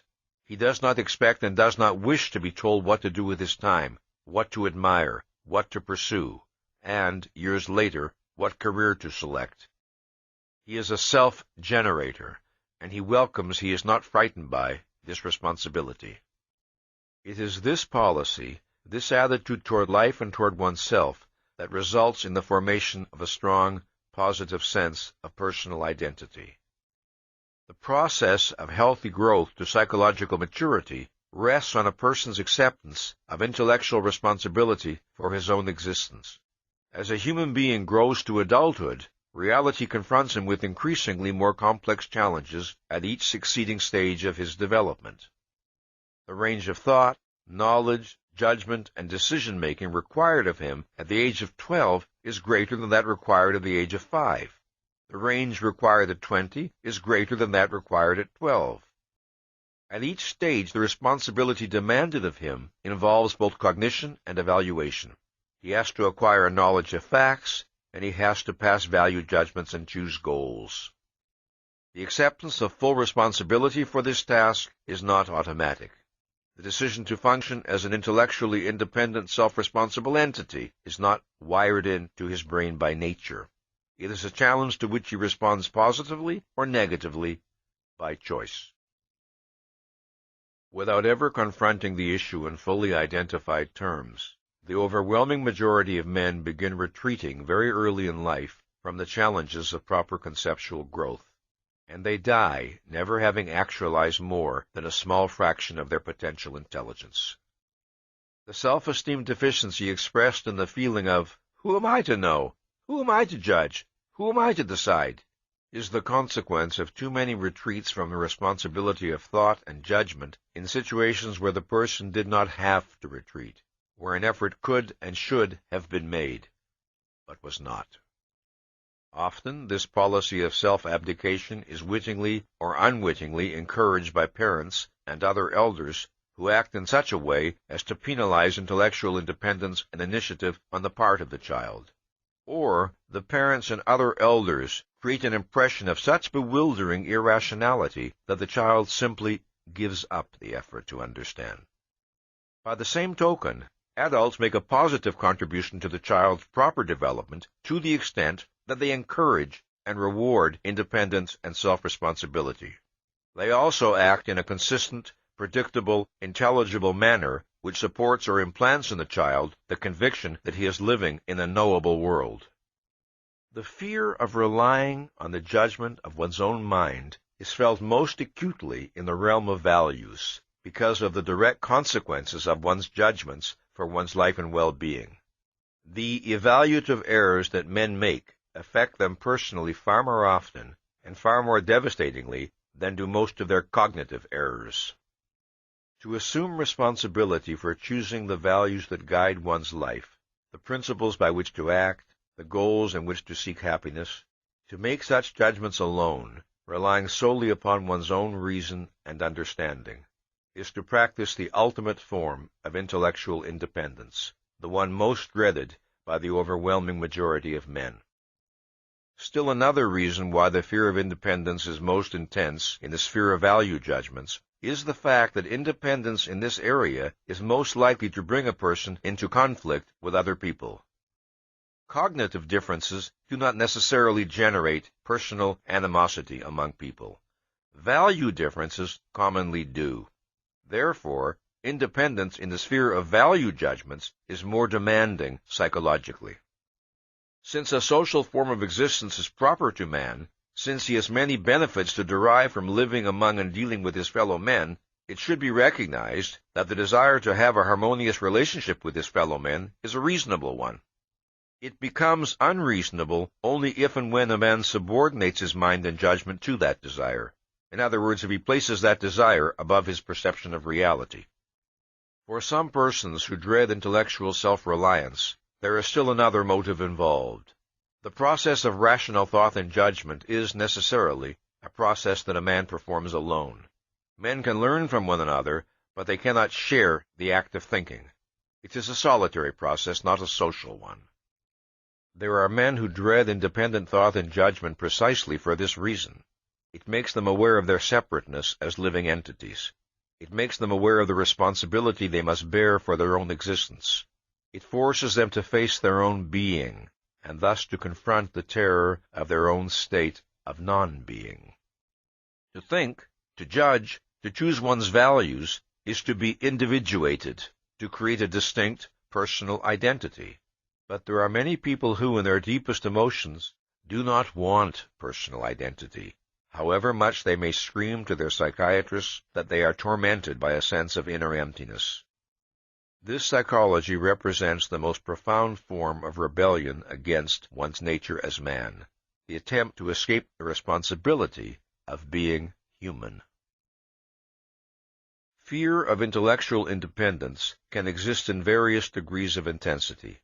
What are its consequences when it is the dominant element in a person's psychology? There is no escape from the facts of reality, no escape from man's nature or the manner of survival his nature requires.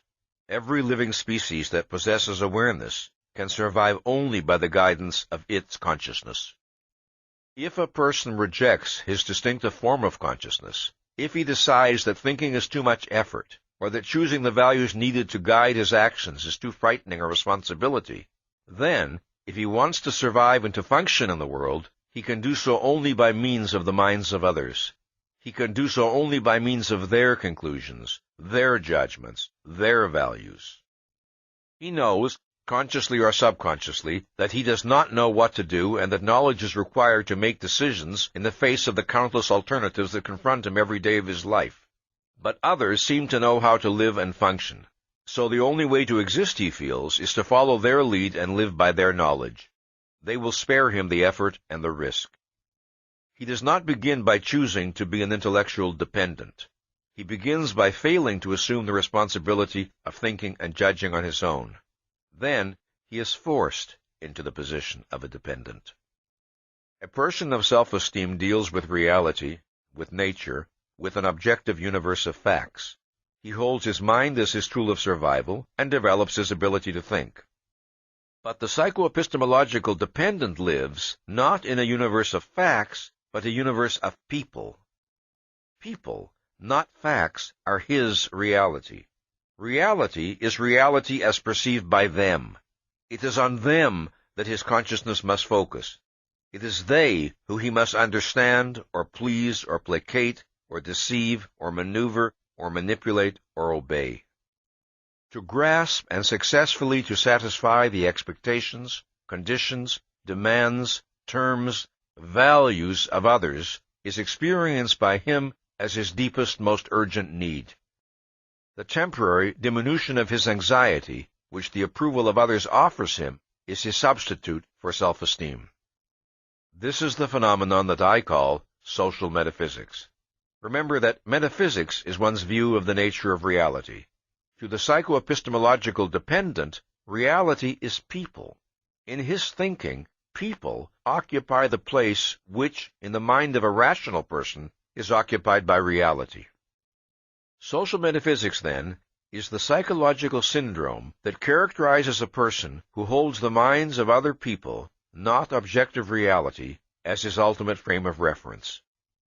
Since the social metaphysician's pseudo-self-esteem rests on his ability to deal with the world as perceived by others, his fear of disapproval or condemnation is the fear of being pronounced inadequate to reality, unfit for existence, devoid of personal worth. In order to belong with others, the social metaphysician is willing to belong to them. Since, however, he is seeking a manner of survival improper to man by nature, he condemns himself to chronic insecurity and to a fear of other men that is profoundly humiliating. The nature of his humiliation and fear, however, are seldom identified by him, because he would find it too degrading. Most often he seeks to protect his pseudo-self-esteem by evading the humiliation and rationalizing the fear.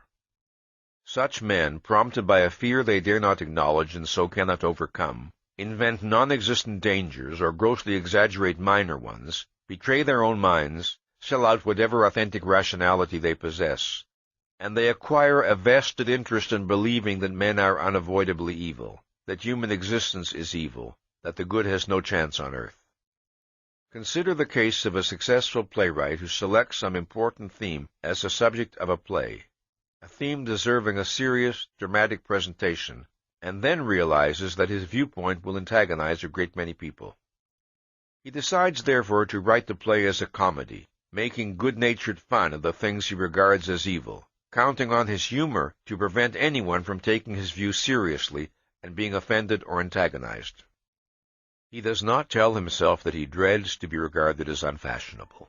Instead, he tells himself that serious plays dealing with controversial ideas are non-commercial. But he cannot entirely elude the knowledge that he has sold out the motive that prompted his desire to write the play in the first place.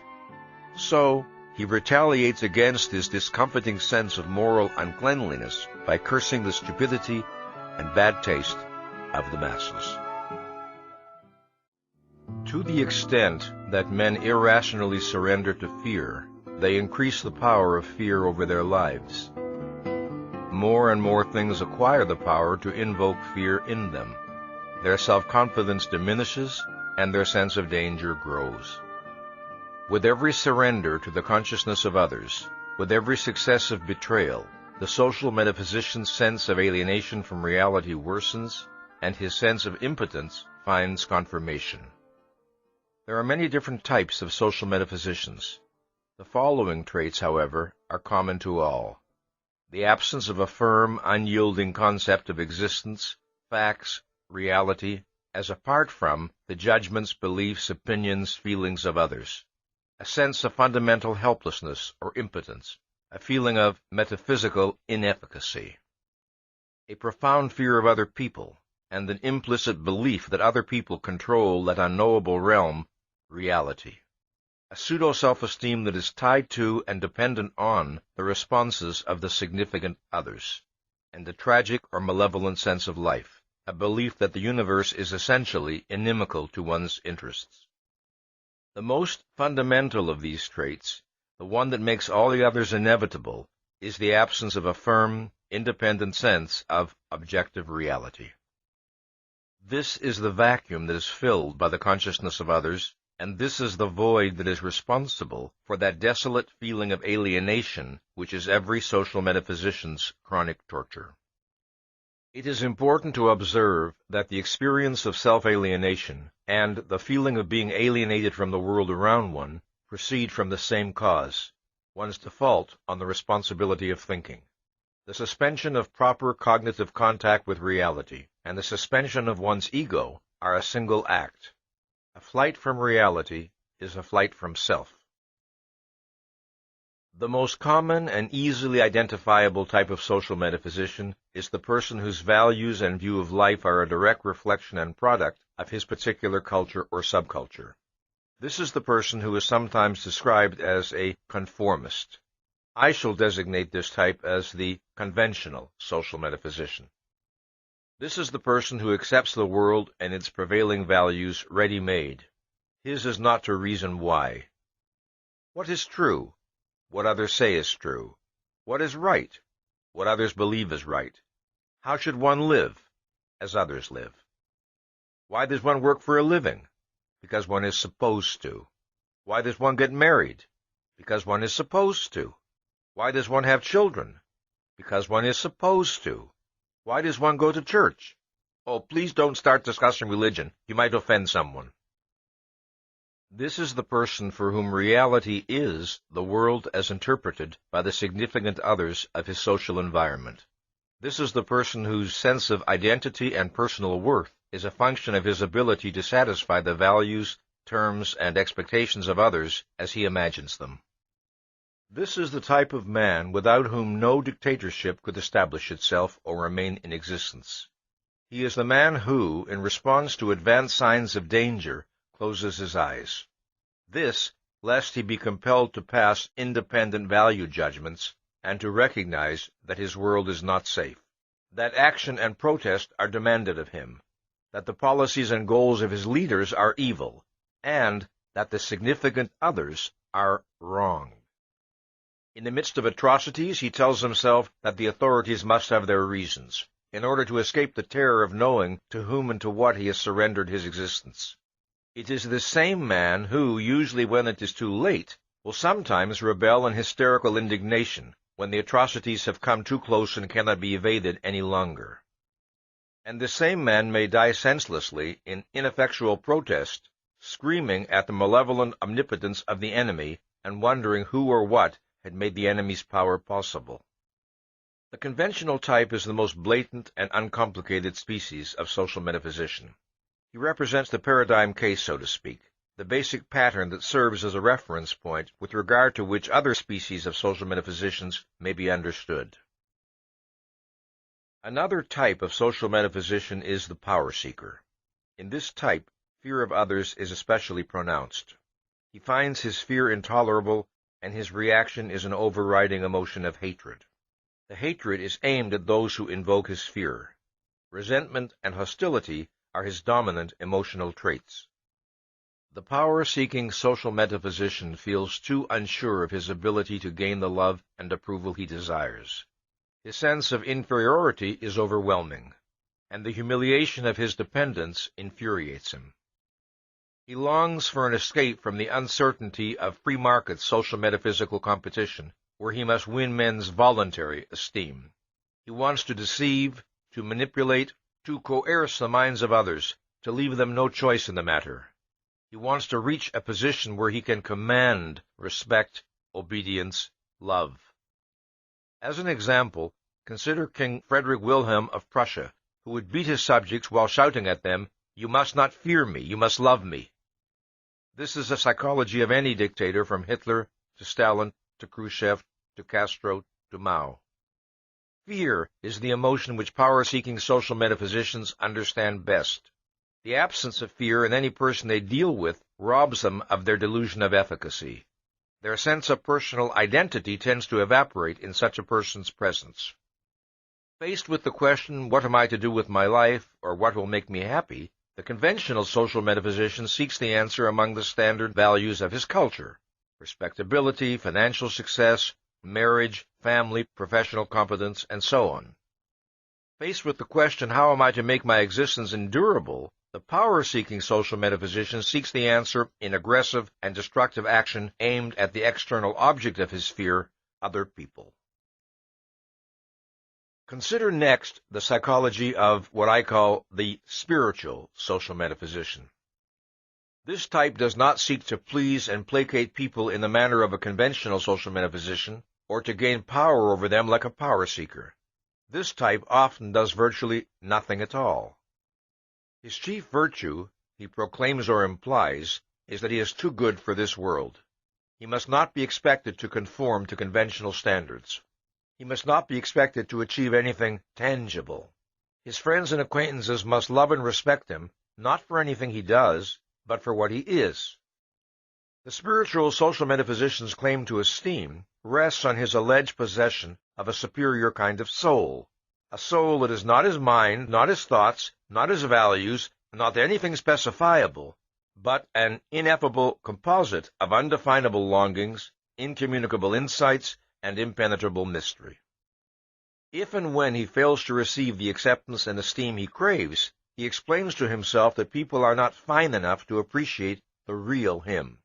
He may even prefer to be alone, to avoid people, the better to dream undisturbed about how he would be admired and loved if only people knew what he was really like deep inside.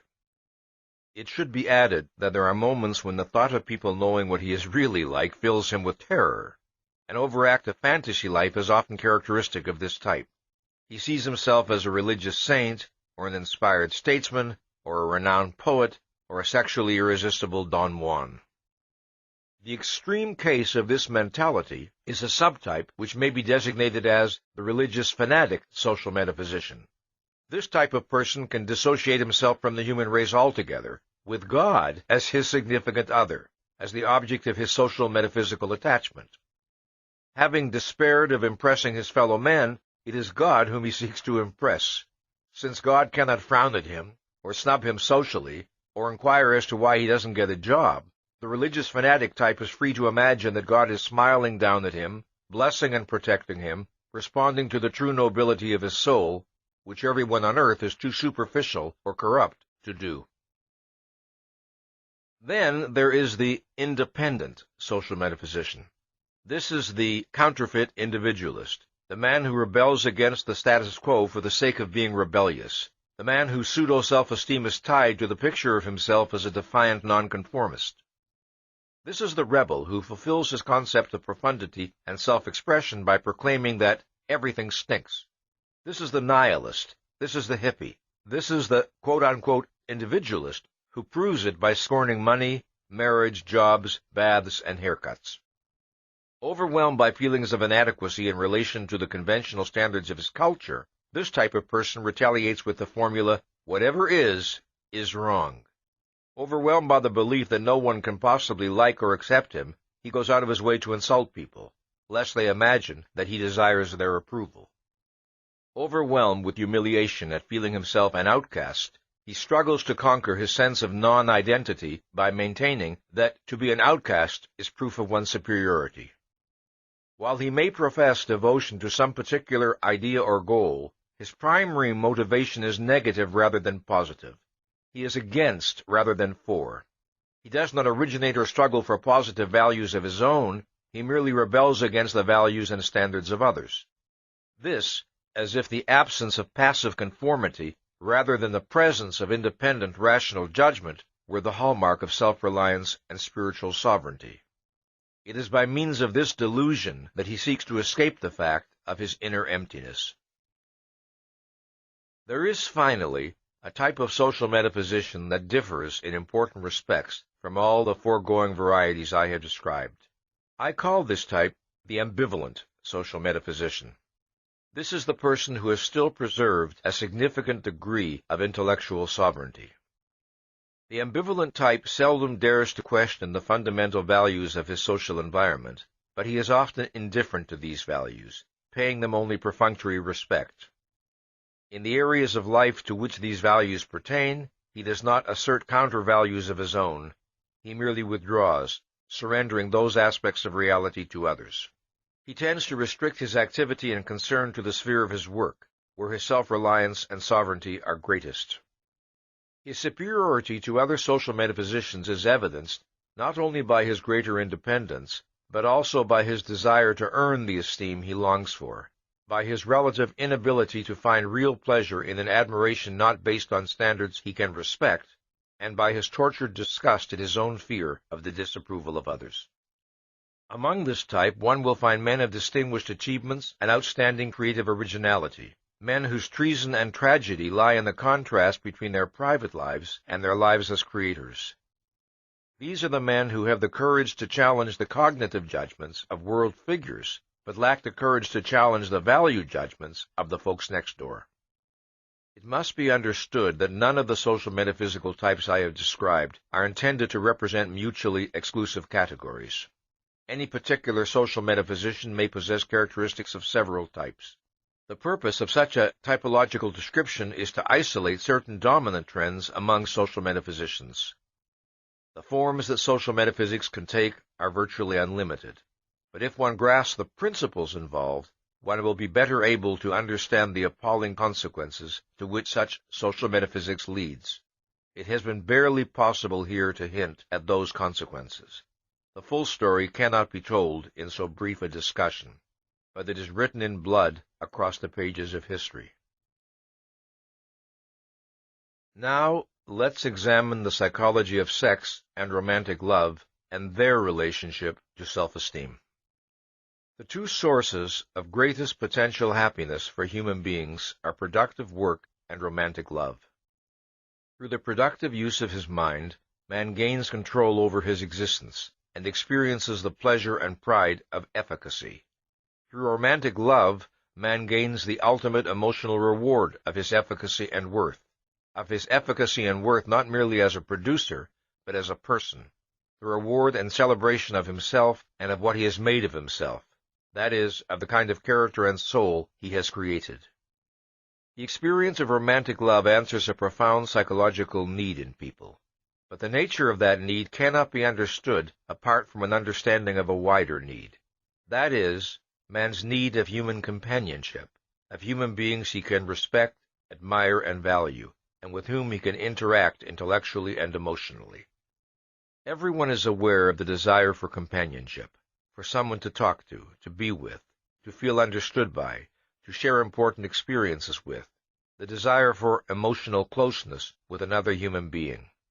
What is the nature of the psychological need that generates this desire? I shall begin by giving an account of two events that were crucial in leading me to the answer, because I believe this will help you to understand the issues involved. One afternoon, while sitting alone in my living room, I found myself contemplating with pleasure a large philodendron plant standing against a wall. It suddenly occurred to me to ask, what is the nature of this pleasure? What is its cause? Essential to my enjoyment was the knowledge that the plant was healthfully and glowingly alive. There was the feeling of a bond, almost a kind of kinship, between the plant and me. In the midst of inanimate objects, we were united in the fact of possessing life. Suppose, I thought, one were on a dead planet where one had every material provision to ensure survival, but where nothing was alive. Then suppose one came upon a living plant. surely one would greet the sight with eagerness and pleasure. Why?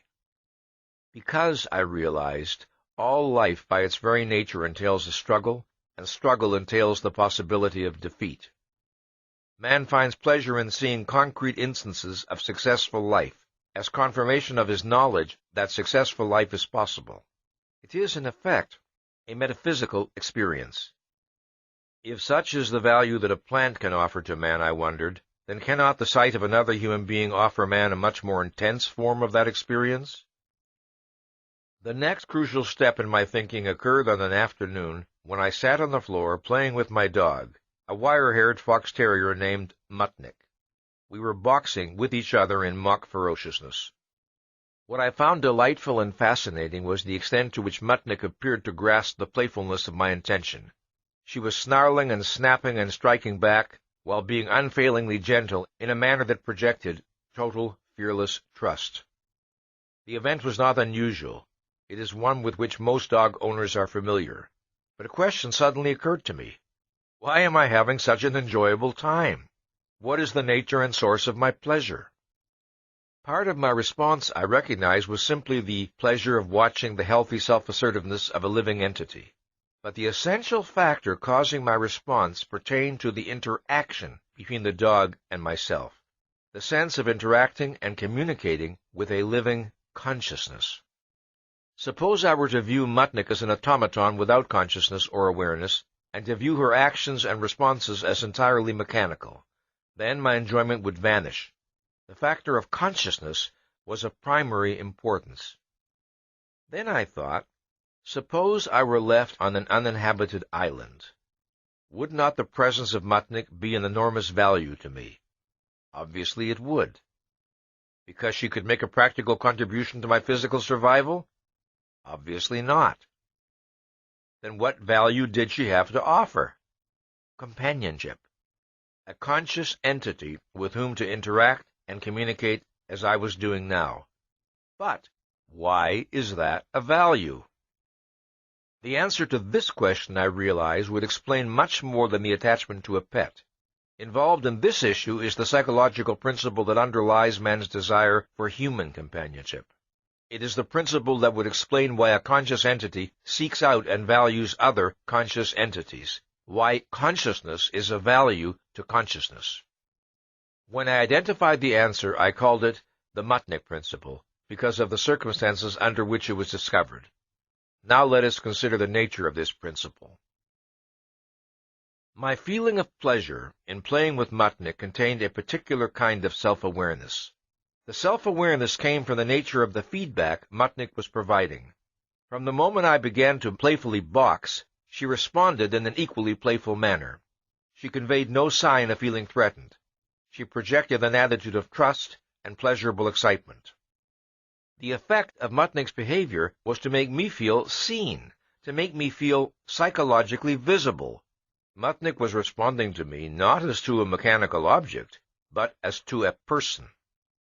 What is significant is that Mutnik was responding to me as a person in a way that I regarded as objectively appropriate. Had she responded with fear and an attitude of cowering, I would have experienced myself as being misperceived by her and would not have felt pleasure. Now, why does man find pleasure in the experience of self-awareness and psychological visibility that the appropriate feedback from another consciousness can evoke? Consider the fact that normally man experiences himself as a process, in that consciousness itself is a process, and the contents of man's mind are a shifting flow of perceptions, thoughts, and emotions. His own mind is not an unmoving entity which man can contemplate objectively, as he contemplates objects in the external world. He has, of course, a sense of himself, of his own identity, but it is experienced more as a feeling than a thought. A feeling which is very diffuse, which is interwoven with all his other feelings, and which is very hard, if not impossible, to isolate and consider by itself. His self-concept is not a single concept, actually, but a cluster of images and abstract perspectives on his various real or imagined traits and characteristics, the sum total of which can never be held in focal awareness at any one time. That sum is experienced, but it is not perceived as such. When a man stands before a mirror, he is able to perceive his own face as an object in reality, and he finds pleasure in doing so, in contemplating the physical entity who is himself. There is a value in being able to look and think, "That's me."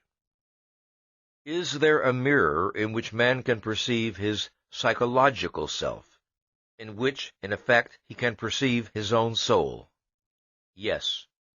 The mirror is another consciousness. Man is able alone to know himself conceptually. What another consciousness can offer is the opportunity for man to experience himself perceptually.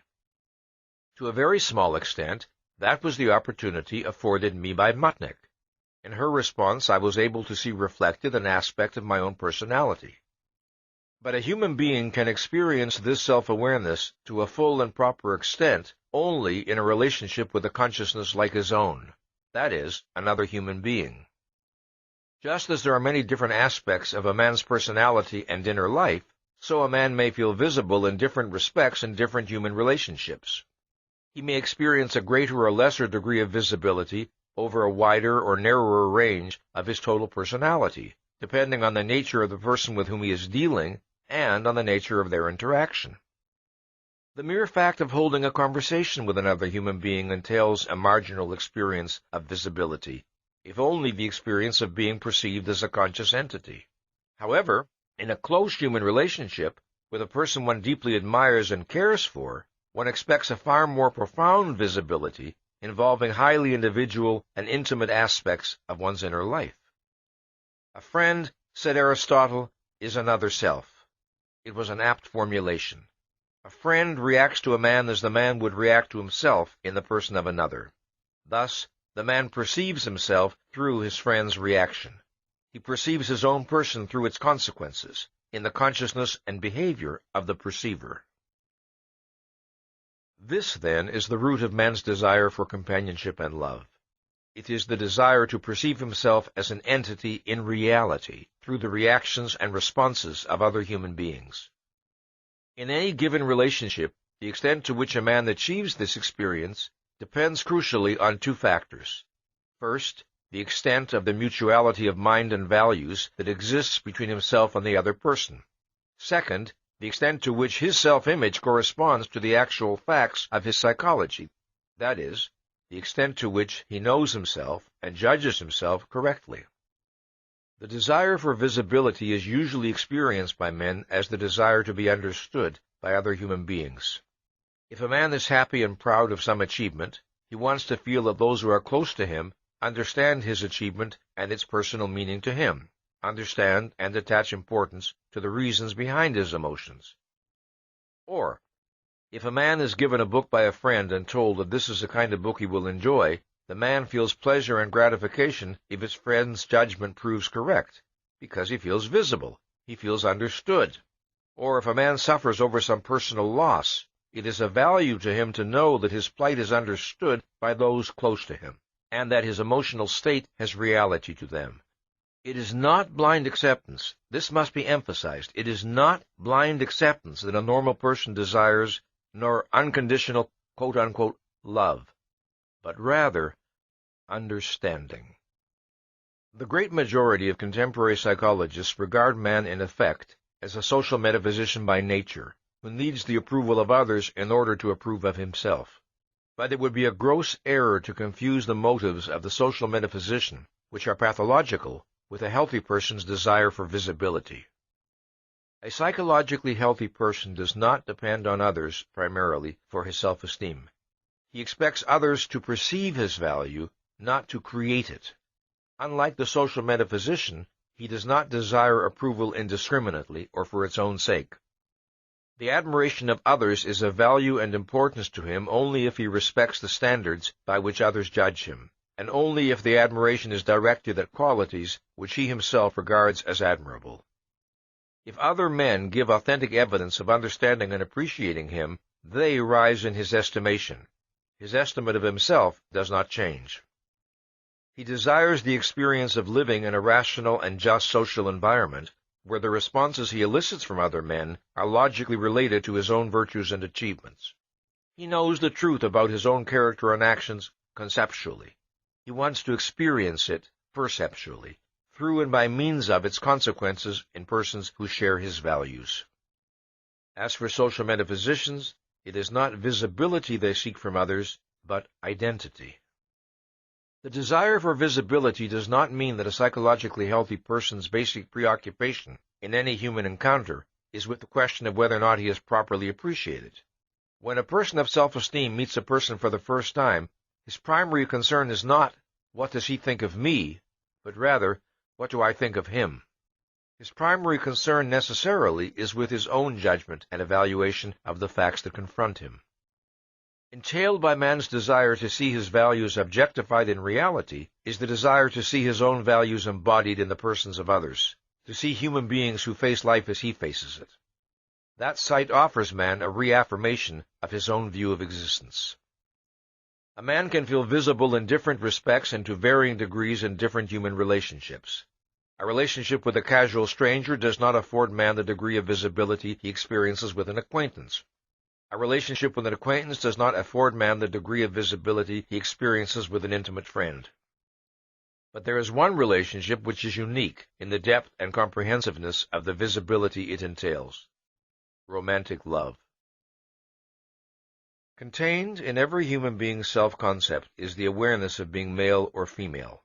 One's sexual identity, the way one psychologically experiences one's maleness or femaleness, is normally an integral and intimate part of one's experience of personal identity. One's psychosexual identity is the product and reflection of the manner in which one responds to one's nature as a sexual being, just as one's personal identity is the product and reflection of the manner in which one responds to one's nature as a human being. To what extent is one aware of oneself as a sexual entity? What is one's view of sex and of its significance in human life? How does one feel about one's own body? How does one view the opposite sex? How does one identify the respective sexual roles of man and woman? How does one evaluate one's own sexual role? It is his answers to such questions that determine a human being's sexual psychology. The single most pertinent factor in determining a person's sexual attitudes is the general level of his self-esteem. The higher the level of self-esteem, the stronger the likelihood that his responses to his own sexuality will be appropriate and that he will exhibit a healthy sex psychology.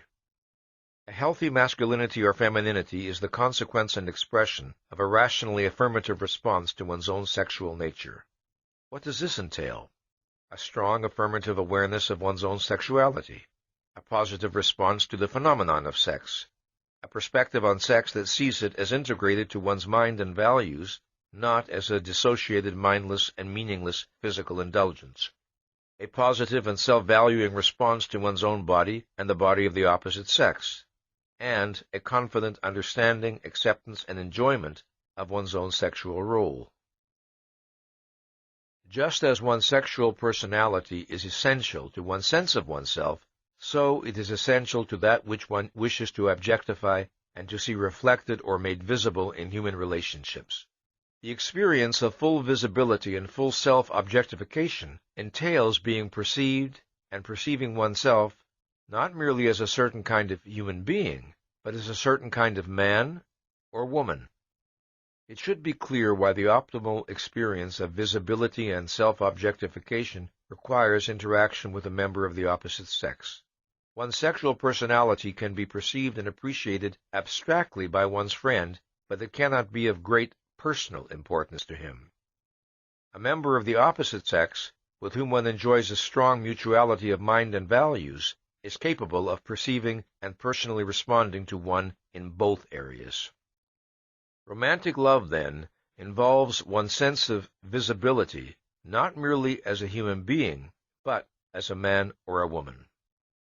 I want to stress that this experience of full visibility exists only as a potential in relation to the opposite sex, not as an automatic actuality. Whether or not a man and woman of the same basic values and sense of life will respond fully and personally to each other depends on many factors. These may include the context or circumstances in which their relationship occurs, the nature of their respective interests, the presence or absence on either side of emotional involvements elsewhere, the presence or absence of repression in one or both, and so on. Further, a man and woman may be in love while not enjoying a full unity of mind and values if there are major and basic areas of affinity and mutuality between them. Even if they do not feel optimally visible to each other, they may feel visible to a significant and enjoyable extent. Let me mention, as an aside, that I am using heterosexual relationships as my basic model because that encompasses the great majority of the human race. But there is very little, if anything, I am saying about romantic love here that is not equally applicable to gay relationships. Love is an emotional response that involves two basic related aspects. One regards the loved object as possessing or embodying qualities that one values highly, and as a consequence, one regards the loved object as a source of pleasure. This applies to any category of love, not only romantic love. In the case of romantic love, which is the most intense, positive emotional response one human being can offer another, one sees the loved object as possessing or embodying one's highest values and as being crucially important to one's personal happiness. Further, one sees the loved object as being crucially important to one's sexual happiness. This is one of the defining characteristics of romantic love. It is in a person's romantic sexual choices that his view of himself and of existence stands eloquently revealed. A man falls in love with and sexually desires the woman who reflects his deepest values. A man of self-esteem, a man in love with himself and with life, feels an intense need to find human beings he can admire, and to find a spiritual equal whom he can love. The quality that will attract him most is self-esteem and an unclouded sense of the value of existence. To such a man, sex is an act of celebration. Its meaning is a tribute to himself and to the woman he has chosen, the ultimate form of experiencing concretely and in his own person the value and joy of being alive. The need for such an experience is inherent in man's nature. But if a man lacks the self-esteem to earn it, he attempts to fake it. He chooses his partner subconsciously by the standard of her ability to help him fake it, to give him the illusion of a self-value he does not possess, and of a happiness he does not feel. The same principle, of course, applies to a woman's romantic sexual choices. More than any other relationship, romantic love involves the objectification of one's self-value. Romantic love involves fundamental visibility. The essence of the romantic love response is, I see you as a person, and because you are what you are, I desire you for my sexual happiness. To understand why this is the most profound personal tribute one person can pay another, and why romantic love involves the most intense expression and objectification of one's self-value, we must consider certain facts about the nature and meaning of sex. Of all the pleasures that a person can experience, sex is potentially the most intense. There are other pleasures that can last longer across time, but none that is comparable in strength and intensity. Sex is unique among pleasures in its integration of mind and body. It integrates perceptions, emotions, values, and thought. It offers an individual the most intense form of experiencing his own total being, of experiencing his deepest and most intimate sense of his self. In sex, one's own person becomes a direct, immediate source of pleasure. And since pleasure is experienced by man as the good, sex offers him the most intense and immediate form of experiencing himself as good, meaning as a value. Further, sex offers man the most intense and immediate form of experiencing life as a value. His self-esteem exists in a man's mind as an abstraction. Its meaning is that he is competent to achieve his values and therefore to achieve happiness, and that he is worthy of doing so. The pleasure he experiences in the act of sex is the direct, immediate sensory confirmation and reaffirmation of that conviction. His conviction that life is a value, that life is worth living, exists in a man's mind as an abstraction. Its meaning is the conviction that the nature of life is such that happiness is within his power to achieve. The pleasure he experiences in the act of sex is the confirmation and reaffirmation of that conviction. And thus, sex is the ultimate form in which man experiences perceptually that he is good and that life is good. Sex affords an individual a most intensely pleasurable form of self-awareness. In romantic love, when a man and woman project that they desire to achieve this experience by means of each other's person, that is the highest and most intimate tribute a human being can offer or receive. That is the ultimate form of acknowledging the value of the person one desires, and of having one's own value acknowledged. It is in this sense that romantic love involves an intense objectification of one's self-value. One sees that value reflected and made visible in the romantic response of one's partner. A crucial element involved in this experience is the perception of one's efficacy as a source of pleasure to the being one loves. One feels that it is one's person, not merely one's body, that is the cause of the pleasure felt by one's partner. Thus, one sees one's own soul and its value in the emotions on the face of one's partner. If in sex one desires the freedom to be spontaneous, to be emotionally open and uninhibited, to assert one's right to pleasure, and to flaunt one's pleasure in oneself, then the person one most desires is a person with whom one feels freest to be oneself. The person one most desires is the person whom one regards as one's proper psychological mirror, the person who reflects one's deepest view of oneself and of life. That is the person who will allow one to experience optimally the things one wishes to experience in the realm of sex. Most people experience great difficulty in identifying the cause of their romantic sexual choices, not only because most people are poor introspectors, but also because the factors that bring about a romantic attraction between two individuals are enormously complex. I spoke of a mutuality of mind and values, but that's a very wide abstraction. What more specifically does it entail? To answer that question, we must consider a concept that is basic to an understanding of romantic love, the concept of sense of life. A sense of life is the emotional form in which a person experiences his deepest view of existence and of his own relationship to existence. It is the subconsciously integrated sum of a person's broadest and deepest conclusions about the world, about life, and about himself. The formulation of a sense of life begins in early childhood, long before the child is able to think about the world and himself in philosophical terms. The conscious philosophical convictions he acquires later may or may not be in accord with his sense of life. This depends on such factors as how rational he is, how conceptually reflective about his own life, and how well integrated psychologically. In the course of his development from childhood, a human being encounters certain fundamental facts of reality, facts about the nature of existence and the nature of man, to which he can respond in a variety of ways and with varying degrees of rationality and realism. It is the cumulative sum of these responses that constitutes a person's distinctive sense of life. For example, it is an inescapable fact of reality that thinking is a necessity of man's existence, that man requires knowledge, and that the acquisition of knowledge requires the effort of conceptual thought.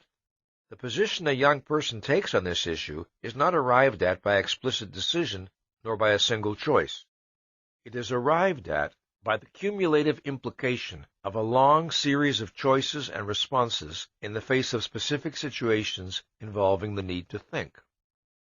A young person may respond positively and healthily, learning to take an active pleasure in the exercise of his mind, or he may approach intellectual effort grudgingly and dutifully, viewing it in effect as a necessary evil. Or he may regard intellectual effort with lethargic resentment or fear, viewing it as an unfair burden and imposition, and determined to avoid it whenever possible. What gradually forms and hardens in his psychology is a trend, a policy, a habit, a position or premise by implication. It is in this manner that all sense-of-life attitudes are formed. The cumulative result of such responses is a generalized feeling about oneself, about existence, and about one's relationship to existence.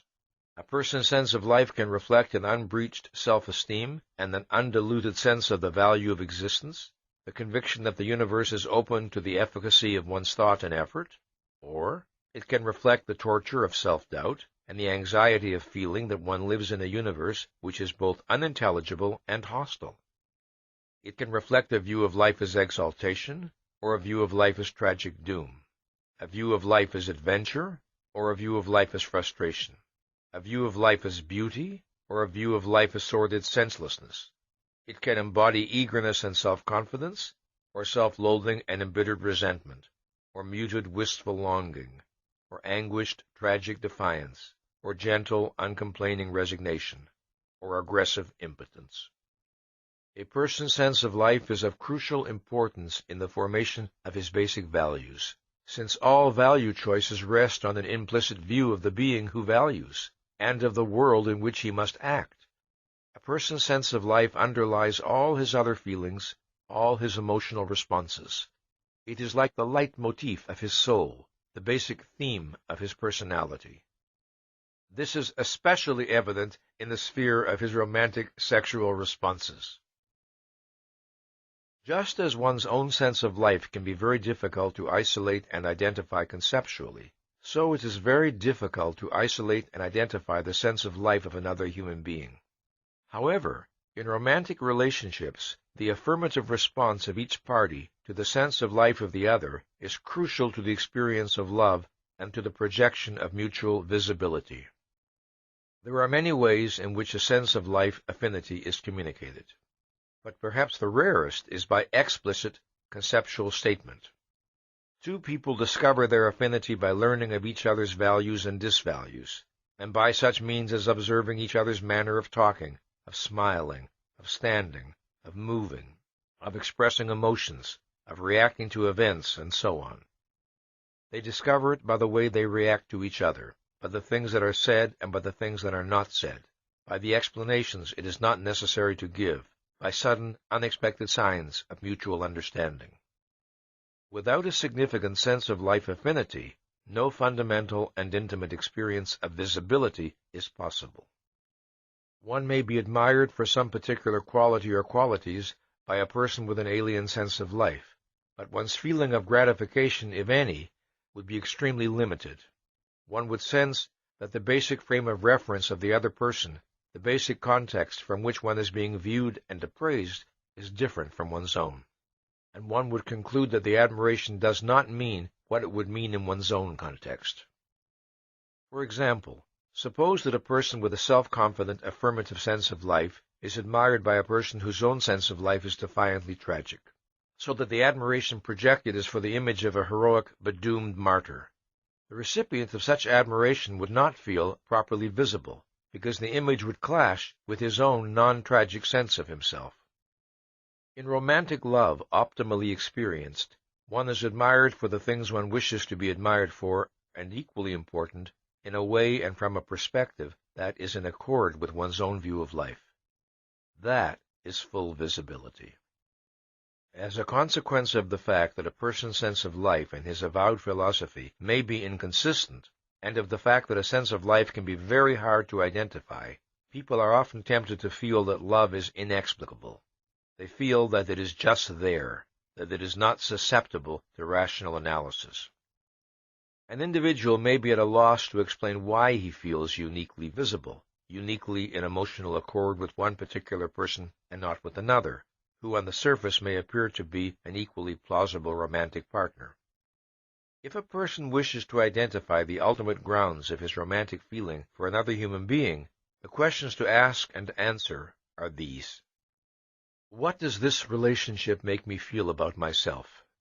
What is the distinctive nature of the self-experience it produces in me, and why? What attitudes, characteristics, and actions of the person I love are essential in giving me this experience? The answers to these questions will tell a person a great deal, not only about the nature of his romantic feeling, but also about the nature of his self-esteem and about his deepest image of himself. We have seen that self-esteem is the hallmark of mental health. It is the consequence, expression, and reward of a mind fully committed to reason. Commitment to reason is commitment to the maintenance of a full intellectual focus, to the constant expansion of one's understanding and knowledge. It is a commitment to the principle that one's actions must be consistent with one's convictions and that one must not attempt to fake reality or place any consideration above reality. It is a commitment that one must not permit oneself contradictions, that one must not attempt to subvert or sabotage the proper function of consciousness. In our analysis of needs, I discussed the fact that the frustration of a need does not necessarily result in the immediate or direct death of the organism. It can result instead in a general lowering of the ability of an organism to function, a diminution of the organism's effectiveness and power. This is applicable to psychological needs in general and to the need of self-esteem in particular. Obviously, people do not normally die from a deficiency of self-esteem, but the extent of that deficiency is the extent of their inability to live and to enjoy life. That ability or inability is measured in terms of a person's capacity to optimize his intellectual and creative potential, to translate that potential into productive achievement, to function effectively and unimpededly on the emotional as well as on the intellectual level, to love and to give objective expression to his love, and to explore the challenges and reap the rewards that human existence offers to man. In order to deal with reality successfully, to pursue and achieve the values which his life and happiness require, man needs self-esteem. He needs to be confident of his efficacy and worth. Anxiety and guilt, the antipodes of self-esteem, and the insignia of mental illness, are the disintegrators of thought, the distorters of values, and the paralyzers of action. When a person of self-esteem chooses his values and sets his goals, when he projects the long-range purposes that will unify and guide his actions, it is like a bridge thrown to the future. It is like a bridge across which his life will pass, a bridge supported